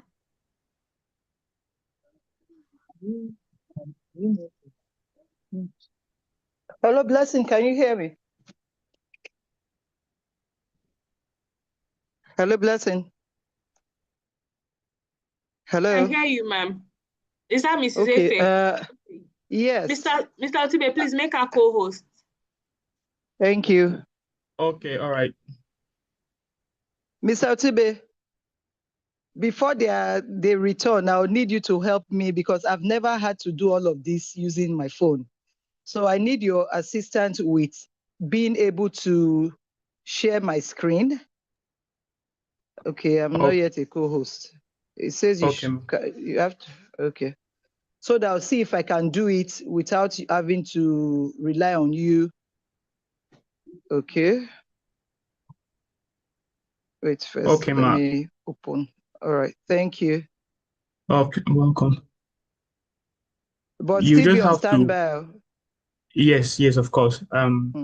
You just have to open your PowerPoint application and it's come opened to down already.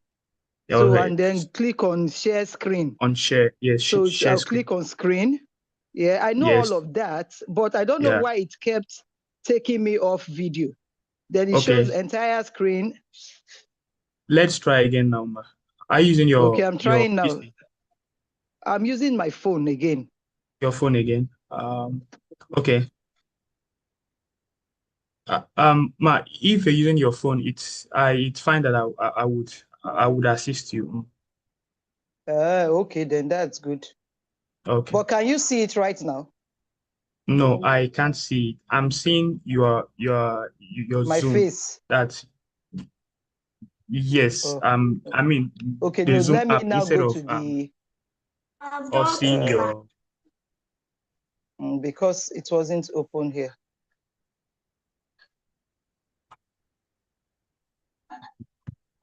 Let me see.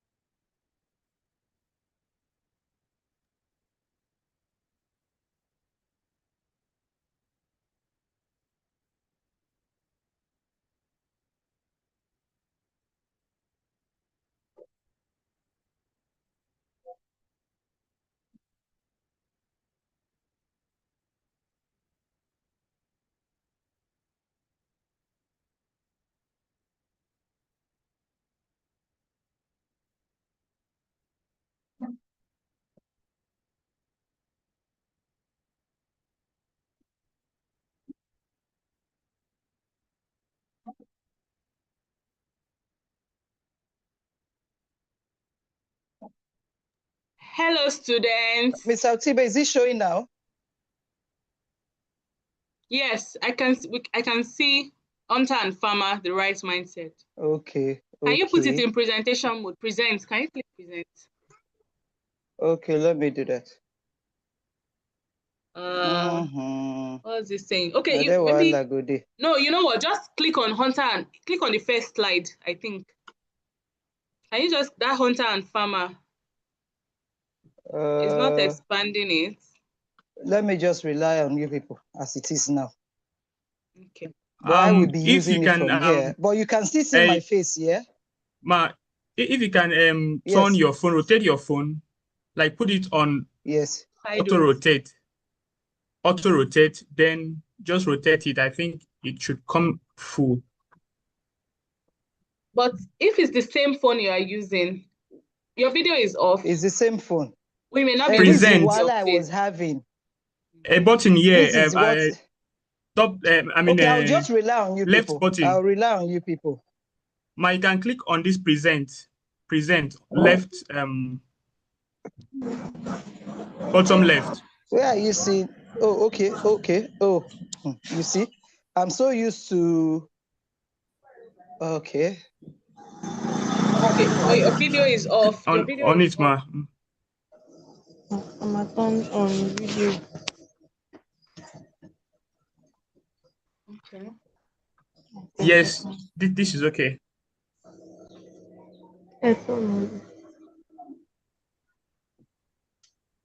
My network no, mama.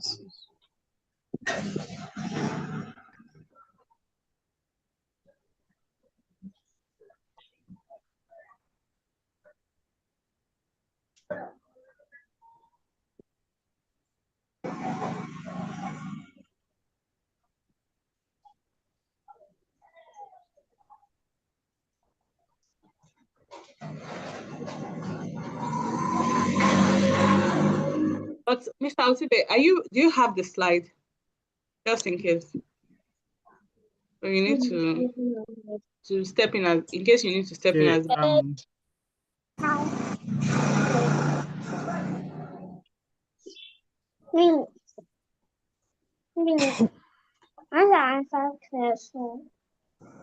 Mr. Otibe, you may need to help our project.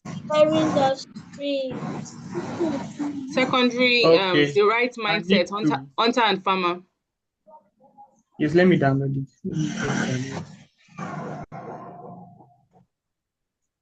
We'd rather be a farmer than to be a... Hello, children. We'll be starting very soon. If you're back, say, I'm back. I'm back. I'm back. Drink water. Did you take a snack?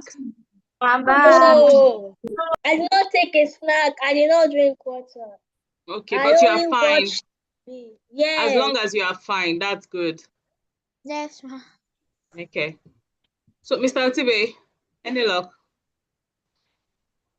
Then Madam Efe is back, but she can she please made co-host again? Mr. Otibe, you know what you do for me? Let's use your screen.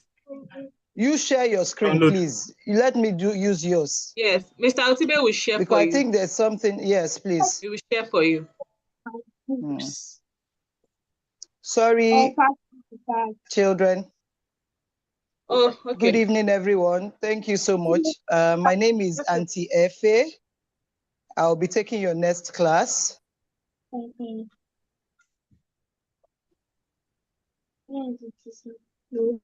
Okay. Now we can see.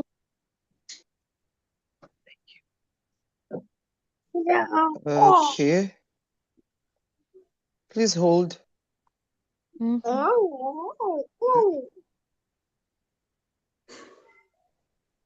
Sorry, I closed my own by mistake, so I'm trying to open it back so I can also work from my side. All right, good evening, everybody. Good evening, ma. I hope you've enjoyed your last 2 classes. Yes, ma. Okay, we're going to be taking it to another level. Believing now you know the difference between the good values and the bad values, making the right choices as children of God. Okay, now we're going to be looking at the hunter and the farmer mindset. I hope you can see it on the screen. Well, today's class is actually to make you people understand the 2 kinds of mindsets we have. We have the fixed mindset, which is the hunter's mindset, and then the growth mindset, which is the farmer's mindset. So I'll be using both terms intermittently. So I hope you understand. I'll either say, oh, the fixed mindset or the hunter's mindset. So when I say fixed or hunter, you know I'm talking about the fixed mindset. And when I say fixed mindset, you know I'm talking about the hunter mindset. Then when I say the growth mindset, you know I'm talking about the farmer's mindset. Do you understand? Yes, ma'am. So to understand how it affects, you're going to have those mindsets and understand how it affects everything we do as individuals. To see how we either have the hunter's mindset or the farmer's mindset. And under the characteristics, how to navigate both. So next slide, please. So you see, you can see there are 3 pictures there. So this topic is actually coined out from the book you can see right now called By the Future. It's from an author named Mensa Otabil. If you are privy to the book, if you can get it from a library, it will also be nice if you can read it. But today we're going to be dealing with some things from the book. So you see the fixed mindset You see the person, there's like a padlock there. We call it one-way traffic. It's either that way or none. They don't try to Sorry, please maneuver just hold things. on. Please, ma'am. Please Okay. just hold on. Just getting the slides up. Just a moment. All right. Sorry, Okay, children. All right, while Mr. Otebe is helping us out with that, like I said earlier, we are going to be discussing on mindsets, the fixed mindset, the growth mindset. The fixed we're also referring as the hunter's mindset, while the growth mindset we also refer to as the farmer's mindset. Okay, so today it's for you to know the different mindsets, their characteristics, the way they think, the way they relate to issues, what works and what does not work. And then by the end of the class, you should be able to know which mindset to follow to make you a person of great value. Okay, it's up now. Okay, all right, so we're going to the paradigms, mindsets, and molds. So what do we understand by the word paradigm? Slide 4 now. What do we understand by the word paradigm? It's likened to a manufacturer's mold. A paradigm is like something we use in reproducing other things. It's like a mold. You see, let me use, for example, something closer home. A baker wants to make a cake. You know, they have different pans, different shapes, different, if you want maybe like a teddy bear cake, you definitely have to use a teddy bear pan. So when they make a cake in that kind of pan, we know the shape that it will come out in. Also with our example here, let's think of a car manufacturer now. They have the mold. Let me use BMW, for instance, maybe an S5 series or something. They already have the mold for it. And to produce that car, all they need to do is put in the material and it will produce that car. So to produce like 1,000 of such cars, all they need to is just, they don't need to do any other thing. The mold has been created. So it will always bring out the same thing. The molds are shaped according to whatever object they want to create. Sorry. Hope you can still see me. Hello, can you hear me? Hello?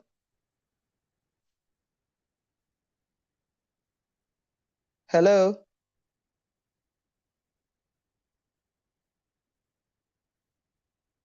We can hear you, ma. We can hear you. Yes, ma. Why is my video off again? Sorry. Sorry. All right. Okay. Thank you.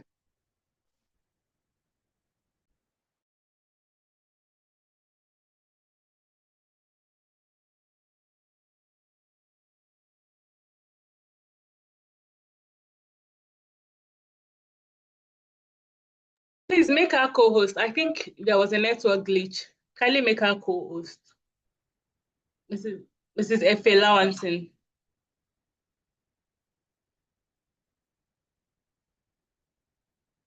So that she can unmute.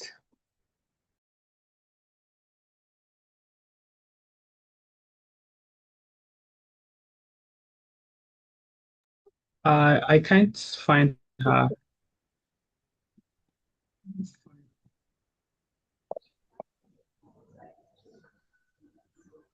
I'm here. Yes. Okay, I'm here. I'm here. My name is Efe Lawanson. Yes, ma. I can hear you.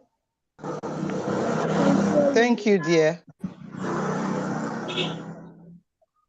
Okay. All right. As I was saying, you can see from the picture, you see, you have building blocks, exactly the cakes I talked about. Yes, so you see, they have the molds. So whatever material they need to produce or whatever object they need to produce, they will need to just pour it into the... Hello, can we please be quiet? Thank you very much. If you need to talk to anybody wherever you are, just mute yourself so you don't disturb the class. Thank you very much. So as I was saying, you see from the pictures, you see they have the molds. This is the mode for the blocks, the mode for the cakes like I had explained, and then we have the one for a key. So all you need to do is pour the material into the mold and you get the replica of what you want. You see the heart span, it gives a heart-shaped cake. The round one gives a round-shaped cake. The rectangular one gives a rectangular-shaped cake. So the molds are shaped according to the objects the manufacturer wants to manufacture. Okay? Yes, ma'am. So this is the same thing with our mindset. Yes, whatever it is we have inside, how we relate, how we want something to be produced, how we think about it, what we put into it is what will materialize for us. Next slide, please.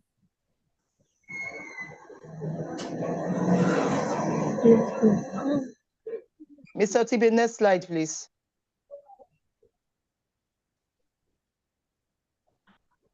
Thank you. Okay, well, it's the same thing as with the car. I talked about the car before. Please, the next slide. So for the cars as well, it's the same thing. Whatever design they want, they will already have produced the mold. So they put in the materials and the particular car brand and series comes out. That's why you see you have different model of a particular brand. You have the X5, you have the X3, you have the X4, you have the BMW 5 Series, you have the 3 Series. So whatever mold that's created for those different cars, as they pour into it the materials to produce the car, it comes bringing the shape which they want. The next slide, please. We need to be fast with this so we can finish the class and be able to take questions at the end of the class. Mr. Otibe, please.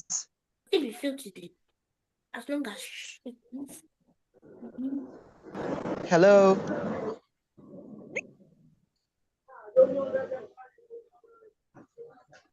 Yes, ma'am.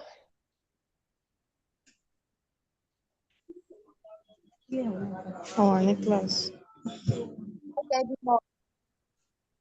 Come back in your house.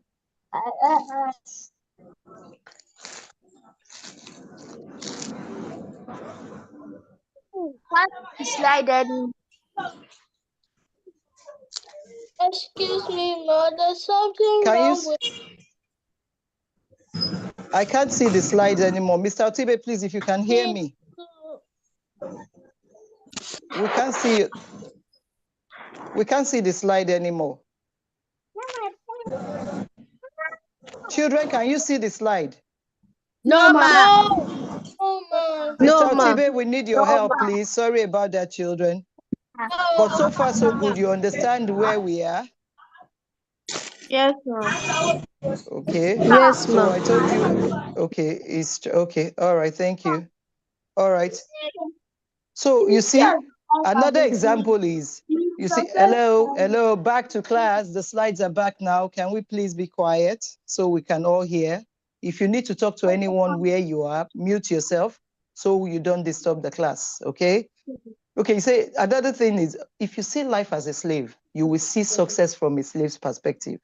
But if you see yourself as a king, you will also see success from a king's perspective.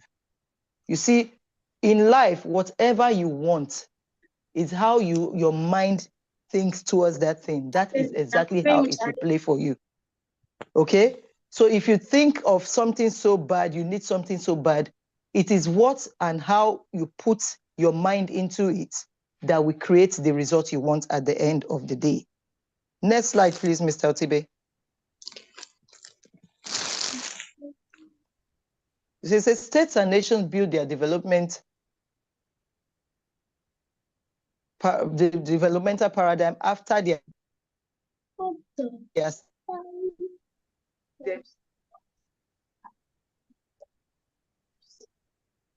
Ma'am, we can't hear you anymore. Ma'am, we can't hear you. I can't hear you. No, we cannot hear you. Can you hear me now? Can't hear you. Yes, ma'am. All right, as I was saying, oh, sugar. So as I was saying, the nations that are regarded to as the Esau states or nation are the hunters, the ones with the hunters' mindsets. which is the fixed mindset, while the Jacob states or nations are the ones with the growth mindset or the farmer's mindset.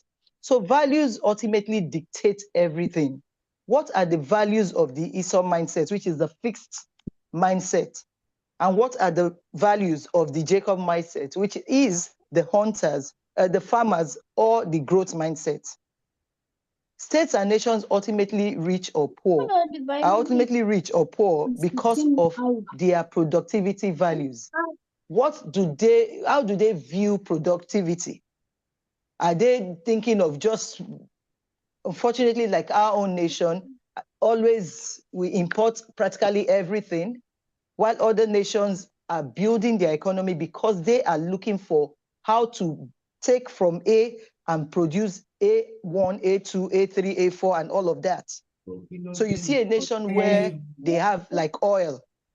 They don't just have the crude oil there, but they find other things that can be made from that crude oil to make them generate more productivity. Do you understand? Do you understand? Yes, ma'am. Next Yes, slide, yes. please. So whatever it is you put in yourself is what you will also have to produce, to put into others. That's why it's always said that you can't give what you don't have. So it's important we build the right value system in our own selves so we can reproduce such value system. Next slide, please.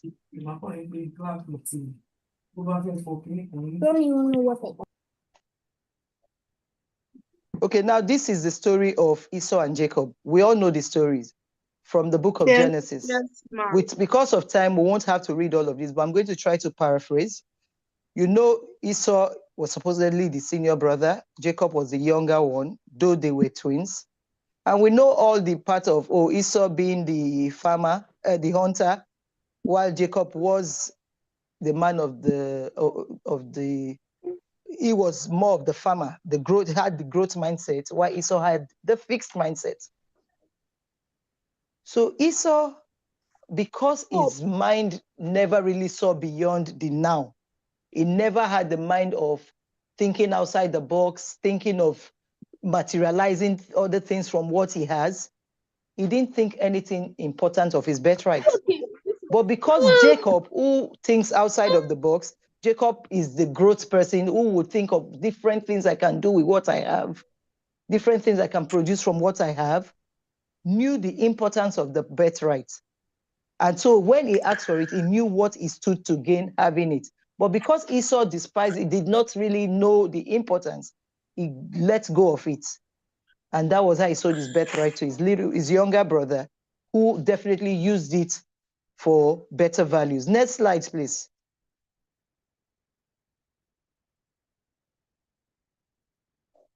Mr. Otibe, please. Next slide. Okay. States or nations build their developmental paradigm after the states or national values. Those values will either make them the Esau nation or the Jacob nation, like I already explained. Poor states or nations are poor. Okay. I already talked about this. Please, the next slide, please. You see, values ultimately dictate policy and priority and outcomes. So whatever value systems you have, next slide, please, it will help you develop whatever outcome you intend to have. You need to pass a terminal exam. You can't just think, oh, okay, I've been going to class. You must put in the work. You must do the research, read, prepare yourself, burn the candles and all of that to get the actual result, the great result you want to get. You don't just want to pass, but you want to pass very well. So you must put in the work. So Esau, who is the skillful hunter, these are some of the characteristics. I hope you can see the slide. Hello, children. Hello, children. Hello. Can you hear me? Please confirm you can hear me. Yes, ma'am. Yes. Yes, we can. Okay, thank you very much. So you can see my slide, right? You can see the slide. Yes. Okay, so these are some of the characteristics of the Esau, who is the hunter, who is with the hunter's mindset. That's the fixed. Okay, that's okay. That's okay. I have heard you. Excuse me, All right. Ma. So, Tell you yes, my something. love. Yes, my dear. Sometimes when I click to answer your questions, they'll say that the host is not allowing the participants. Okay, okay, we are sorry. So that because some of us are talking on the background and it disturbs the class. So the host has muted everybody, so you can all hear me. So whenever you need to talk, tell mommy and daddy, or I'm sure you can use the tool where you click on the raising of the hand. And then they will unmute you. Okay, good. Thank you so much. Wonderful. All right, you can see the screen and you see what's showing there. These are some of the characteristics of the Esau. Good. Okay, thank you. All right, so hunter's mindset, which is the Esau nation. This is the mindset they have. They can only attend to one thing at a time. They can't do beyond just that one. So that spirit of wanting to multitask, they don't have it. Their own is just to chase after that one thing. And when they get that one thing, it's okay for them. Next slide, please. We need to be fast, please. We're running out of time. Thank you. So these are continuous. I already said some things about this, which is still the Esau's and the hunter's mindset. These are the things they are about. Just, oh, I killed the antelope today, I bring it home for everybody to eat, and that's just the end. You don't care whether the skin of the antelope can make leather bags, whether the bones can be used as some form of thing, different things. So they are only for it to get it and eat. They don't think outside of the box of what else can come out of this thing we have gotten. Next slide, please. So those are the Esau mindset, the fixed mindset, the hunter's mindset. So we're going in now to, please, the next slide. I want the Jacob's one now. We've practically spoken about all of this.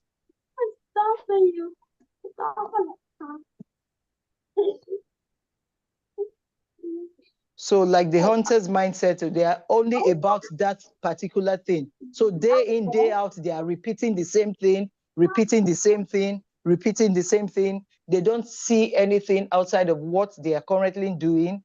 They just go on and on. So there's no productivity per se. There is no growth in any way because they have refused to think of other things they can do outside of just what they're getting. Yes, please. Can we wait and keep our questions? You know what you can do for me? So we don't waste time anymore. Write down all your questions. Can you hear me? Write down all your questions so that at the questions and answer time, we can now take all of them together so we can finish the slides for this. Because if we delay more, we might not be able to finish and our time will be up. So let's finish the class. So all the questions you're having, start jotting them down and we'll take it up from there. Thank you, Mr. Otibe. Please, next slide.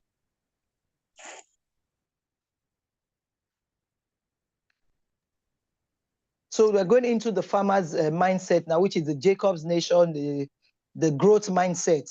You see people, they get the seed, they plant the seed, they nurture it, watch it grow from stage to stage, and then the harvest comes. And when the harvest comes, next slide, please. When the harvest comes, they have different things they get from just that one product. You see, these are some of the characteristics of the Jacob mindset, which is the growth mindset or the farmer's mindset. They cultivate, they nurture. Can you see? They don't just get that one thing. They make use of it. They produce other products from the same one thing, which creates more value, creates productivity that will also enhance their pockets more, bring in more money. They maximize the whatever it is they get.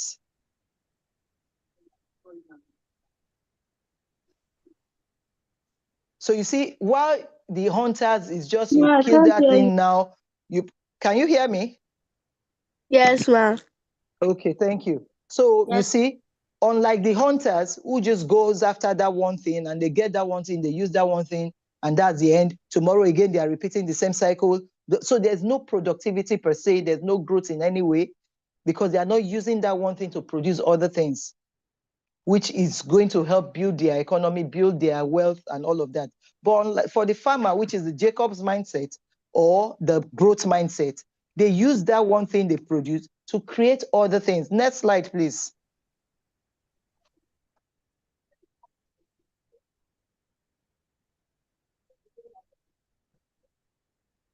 Okay, so you see, while the Esau would use all their strength and all their power to do just that one thing, the Jacob mindset will use the same energy to create more, because they are not looking at just that one mold. From that one mold, they are producing other things. You see where the Esau would just kill the animal and eat, they hunt for the animal, they go or use it as food. The Jacob's mindset will use the same process, get their product, think of the different things that can come out of that product. You see, like, let's use cocoa, for example. From bringing cocoa, they don't just leave it as cocoa. They sell cocoa. Cocoa is eaten as a fruit, but the seeds are dried up and turned into coffee. From coffee, they're making chocolate. From chocolate, they are doing chocolate drinks. They are doing beverages. Different things are coming out of there. But it's just one thing. It's just one product, but it is producing a whole lot more. Creating more money, creating more products that would help build more, bring more jobs to people. Where they have the farmers who will harvest, they have others who will process, they have others who give the end product, they have others who are bringing the containers that will contain the end products. Different things are done. Next slide, please.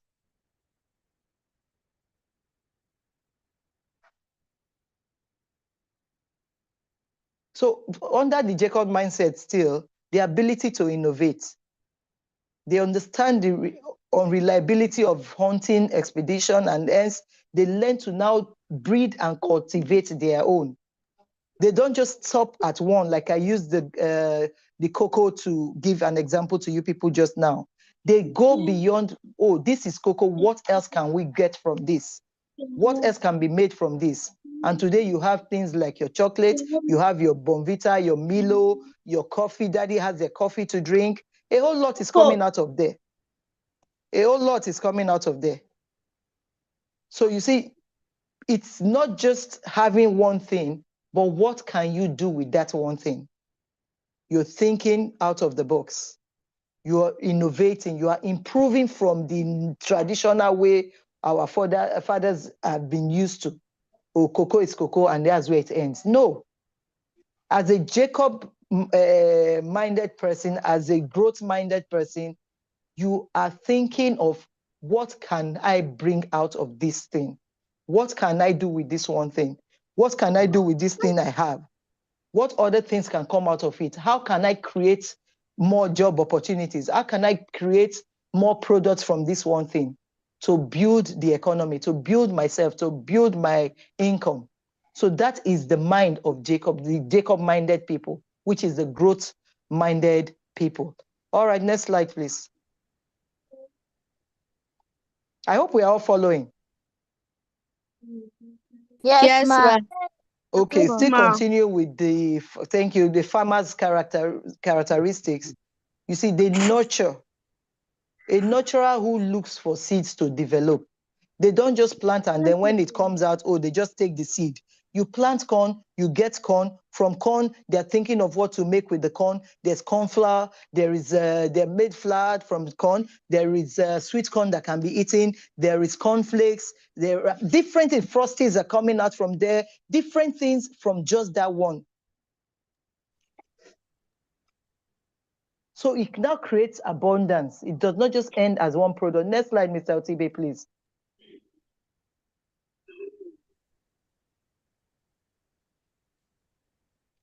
So you see the hunters and the, so far you've seen now what the hunters stand for, which is the Esau-minded people, and the farmer, which is the Jacob-minded people, which is the growth-minded people, while the hunters are the fixed-minded people. The two modes would now assist you understand and locate yourself, your family, your company, your community, your nation in patterning your behavior either to the Esau or the Jacob type. So with all I've been saying since, I want to believe you understand now which mindset you should have as someone with great values, with the right value system. You know the mindset you should follow. Are you to follow the hunter, which is the Esau mindset, or the growth mindset, which is the Jacob mindset? Next slide, please.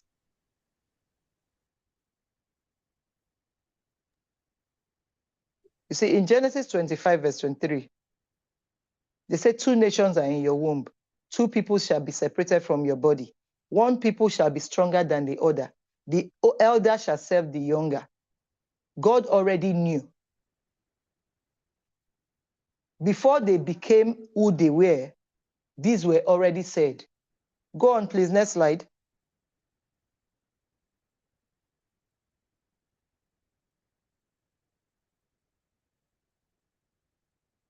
So now, from what we've been talking about since, which paradigm do you think is stronger? Device is ready. The growth mindset. Growth mindset. The growth mindset. Why do you say the growth mindset? Why do you think the growth mindset is better? Because the hunter did a lot of work. Because it makes you to grow, achieve more. Hello. Thank you very much.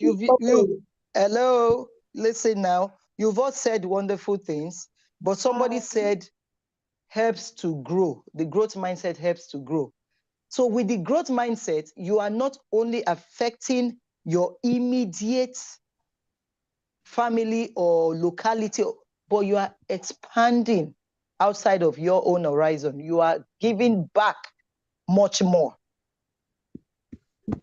You are impacting more lives because you are creating more jobs, you are creating more opportunities, more products, making life better for a whole lot more people, as opposed to the fixed mindset. Next slide, please.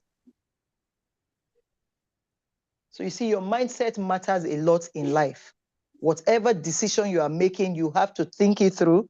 Am I choosing right? Am I thinking now like the hunter? Am I doing it the Esau way? Am I using a fixed mindset? Or am I doing it the farmer style? Am I doing it the Jacob style, the growth mindset? What is going to come out of this? These are the things you think about before you make some decisions. Another example was a student complained to a math teacher that the question they gave to him was wrong. Why did he say that? Because he could not solve the question. He did not that he could not solve it. He might have been able to solve it, but he did not have the tenacity to put in the work. He did not have the tenacity to put in the time. So when he got tired, he just gave up. He just felt, this thing it cannot be correct. It cannot be correct. Went to the teacher. And when the teacher told, go back and do this thing, I know there is an answer to this. He went again before he gave up again. Because in his mind was fixed. He didn't want to think outside of what he was used to. But then the same teacher calls another student, you do this. And the other student got the answer. Why do you think the other student got the answer? Because he did not just fix his equation on one, is solving on that equation did alone. It the right way. Yeah, it might not doing it the right way. He also took his time to understand the situation, to understand the question, which the other man with the fixed mindset did not really take time to do. He was so quick to giving up.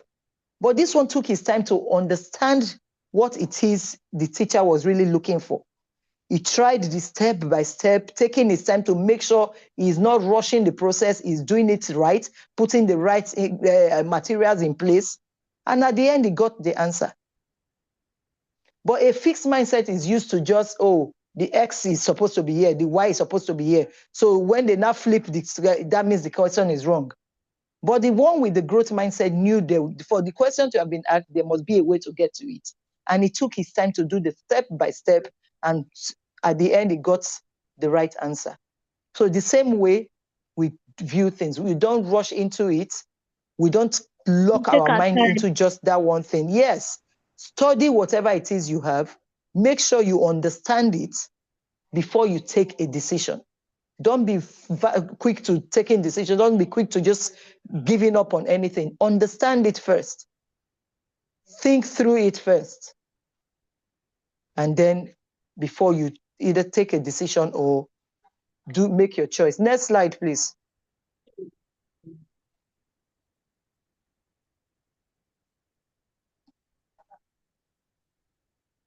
Was the math question too difficult? The teacher says it is not the problem that is difficult, but it is your mathematical that is too weak because the person did not put in the best. But the one that put in the best was able to work on it to get the right answer. So we must always put in our best in everything we do. We shouldn't rush through things. Like I always tell my students, nobody comes, they don't give you first position for finishing first. They give you first position for getting the right answer. Okay? Next slide, please. Okay. Okay. Okay, there are some definitions for successful people. Successful people are those who had the commitment to answer the questions we are all asking and later turn around and sell those answers as solution. They develop the strength, the capacity to lift the weight we are all struggling with. And then they make a lifetime vocation of showing us what they did. What they did. Sorry, that should be a vocation, not a vacation. Thank you. If we can also stay put and make a commitment to finding answers, you see what I told you before? Put in the time. Take your time. Don't rush through things. And you'll be surprised that someday, some of the problems we have today, some of the issues we have today, we'll be able to find answers for them. Yes. You see Einstein with the light bulb. Do you know how many times he had to try and fail? 100 and... 1,000. 1,000, not 100. No. It was more than that. Okay, that's okay. Yes. So we see now he did not, as a successful person, listen, he did not see it as I failed all those 999 times. But he saw it as I found 999 times that will not work. Okay? So we shouldn't always just give up when we face difficulties or when there is a problem. Do not focus on the problem. Do not always focus on the problem, but find a way of finding a solution. Most of the wealthy people we have today, they saw the issues we had in the environment or in the community, and they used it to find a way to create solution to that problem. And because they were able to get to do it, they made money out of it. Because it now looked as if they were the people that created these things. But all of those things are open to all of us. But because most people have the fixed mindset, they don't think outside of the box. They just want to rely on only what they know. They don't believe in finding out things, researching more, finding where they've had the same issues. What did those people do? Let me try it here. Let me try it there. Next slide, please. So you must always put in the work. You must always put in the time. Don't rush through things. Take your time. Understand. First, you must understand the problem. After understanding the problem, what do you not think will solve that problem? If it's something that has happened in other places, research how they got to get the answers that helped them out of the situation. And then you now find ways of owning those things you found out during your researches and reproducing to make your own, and then solving those problems. So if we can all stay put and make a commitment to finding answers to questions and problems, we will someday market those answers to the rest of Nigeria and even the world. Somebody created the pounding machine, for example. Where we used to suffer all the pounding and using the mortar and pestle like our parents in the past, somebody came with that invention and it's making life easier for all of us. Please, next slide. Thank you, Blessing. Next slide, please. Next slide, next slide.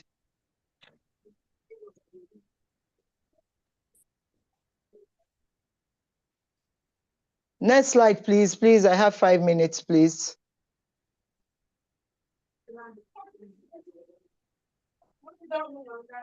Mr. Otibe, next slide, please. Thank you. So change your mindset to change your situation. So whatever, like I told you before, you see the traditional versus innovative. I just gave you the example of the pounding machine. We all are it. Yes. You see, even the blender is another one. In the past, you will use the grinding stone and all of those things, wasting time and all. People invented those things and they made great money out of it. And one thing with having the right mindset is it does not only cure your own problem, but it cures a communal one. It cures a national one. It helps the lives of a whole lot of other people. So today I'm imploring you, children, learn to have the right mindset. Don't complain all of the time. There's a problem, think outside the box. What can be done? How can I change this? I don't want to continue with complaining or the stories all the time. I want to be able to make a difference. I want to be able to create a change that I desire. Like I said earlier, research on people that have gone through the same path, find out what they did, how they did it, and then own your own. Put in the work. Always put in the work. Don't be so quick to give up. And don't be so rigid not to want to try other things. Don't stick to tradition. No, this is the best way. Always find other ways to make things. And most of the time, it is always the easier way at the end of the day. Yes, ma'am. Thank you very much. Next slide, please. So still, like I've been saying, the traditional way, the innovation way. The traditional way always never really works. It will work, but you waste more time. Time you will use in producing maybe like 100 things, you are wasting to do 10. Can you imagine all of that? So they say the lazy man does not roast what he took in hunting, but diligence is a man's precious possession. The hand of the diligent will rule, but the lazy man will be put to forced labor. So you see, while the hunter will be suffering and drilling, the farmer mindset, the Jacob mindset, which is a growth mindset, is thinking of what can be produced from out of those things. See, like the oil I said before, it's not ending there. You see, the plastic is coming out. You are making a plastic bottle. You are making cups. It's not only ending there. The people have not taken it further to do designs. You see different shapes, different colors, and all of that. It's all thinking out of the box. Okay? All right. I think we've practically taken most of this. So Esau sold his birthright. I've talked about all of this. So what's in your life right now? What do you think you're doing that is making you still think the fixed-minded way? And what do you think you can do that can help you think as the growth-minded person? So what is your decision today? Do you want to remain the traditional way, the fixed-minded way, the Esau-minded way, or do you want to be the innovator? Do you want to be the Jacob-minded, the growth-minded person? So today, what I need you to take out. Good. So that is what I want. But remember, remember, it's not you saying you want to. There is work to be put into it. No matter what. Yes, there's work to be put into it. Make sure you understand, make sure you put in the work, the time, the capacity it needs to build those things. Research on people that have done whatever it is before. How did they go about it? And relate it to your own environment and situation. Thank you very much. I hope you've all enjoyed this class and you've understood so far. So can I take the questions now? I don't have any. So does anyone have a question? Paul, go ahead, Paul. So go on. Question, please. Ma, who is a natural? Sorry? Ma, who is a natural? Okay, a nurturer is somebody that takes something. Okay, let's say for like a seed of corn, takes the seed, plants the seed, waters it daily, make sure when it starts growing, it's removing the weeds around the grass around it so they don't struggle the nutrients from the soil with the corn, watches the corn grow, and when it grows to the point of harvest them. So you see, it takes a process. A nurturer does not just create, it nurtures. How do you nurture something? You carry that thing from its raw state, take good, wonderful, I'm so proud of you. You take care of it, make sure you are caring for it. It's like also having a baby. Mommy carries the baby, the pregnancy for 9 months, the baby comes to birth, mommy has to breastfeed, birth the baby, feed the baby, watch the baby grow from the crawling to the walking, to the running, to going to preschool, nursery school, going to primary, going to secondary, then university. So you are nurturing and making sure the person or the thing is getting better at each stage.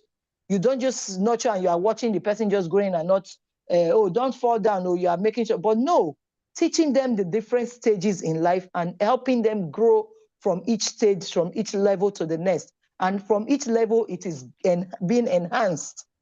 It doesn't remain at the same way. It is getting better as it's getting to the next level. It's getting better. It's creating more value. Do you understand now? Yes, that's who a nurturer is. Yes, Any more questions? Ma, I have a question.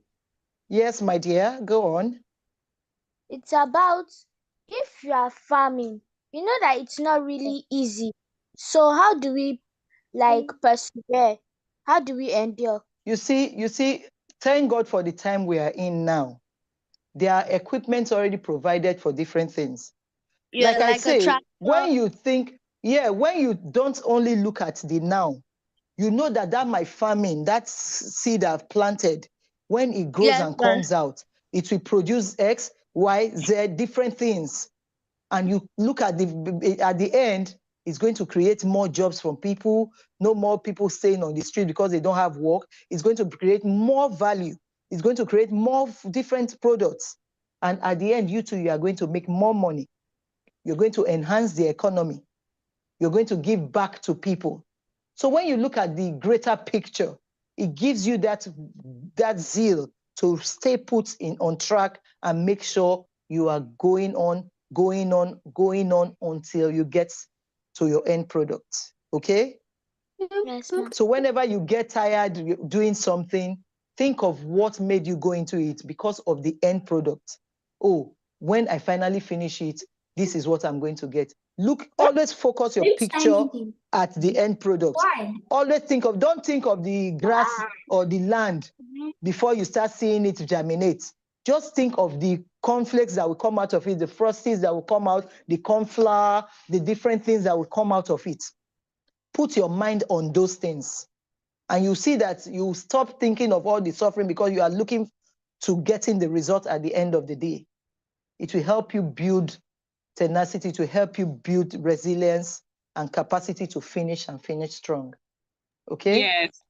Thank you, Mrs. Efe. And if I can just add a little more to answer his or her question. There, like she has also said earlier, there are tools that you can use that can even make you work faster. And so always, not just in farming, in whatever you do, always look around. Is there a better way to do it? Is there a faster way to do it? So always ask questions. And before you know it, you have done a million things where some people are still struggling. Yeah, exactly. That's the people with the fixed mindset. You being the one with the growth mindset, you always have to think outside the box. What can I do better? How do I do better? But those with the fixed mindset will not be able to. They'll be struggling while you are excelling. That's the difference. So always choose right, put in the right values. When you have the right value system, you won't just give up on things because you know what you stand to gain at the end of the day. Thank you very much. I guess this is where our class ends. God bless you all. Go out there and be the growth-minded people that you are. Thank you so much, Thank you Ma. so much. Yes. Yes, bye-bye. Have a blessed evening. Thank you. Bye. Thank you So very nice much. having you. Thank you. Reminded that our class Bye. will continue tomorrow by 4 p.m. So please ensure that you join in, and you can send to your friends. You can see that you learned so much today, so that it's not just that mindset, but your friends also have the group mindset, and together everybody can build. Do you understand? So please let's ensure that we join the class on time tomorrow, and we also share the link to our friends. And do not just be hearers of the word, I love you. doers too. Thank you very much. So let's just take the pledge. The pledge. Okay. I pledge. Okay, hold on. They say we should take the pledge. I pledge to Nigeria, my country. Can you have your hands on your heart, your right hand on your chest? Your right hand on your chest. All right, 1, 2, go. I pledge to Nigeria, my country, to be faithful, loyal, and honest, to serve Nigeria with all my strength, and uphold her honor and glory. So help me God. See you Well tomorrow. done. Make sure you join early. See you all tomorrow. Bring your Bye. friends. Tell your friends to join. Share the link with them. Esty, love you. Love you. Bye. Love you all too. Bye. Greet your parents for us. Yes. And thank them for giving you this opportunity. Okay? Should we join in tomorrow? Finally, you have it.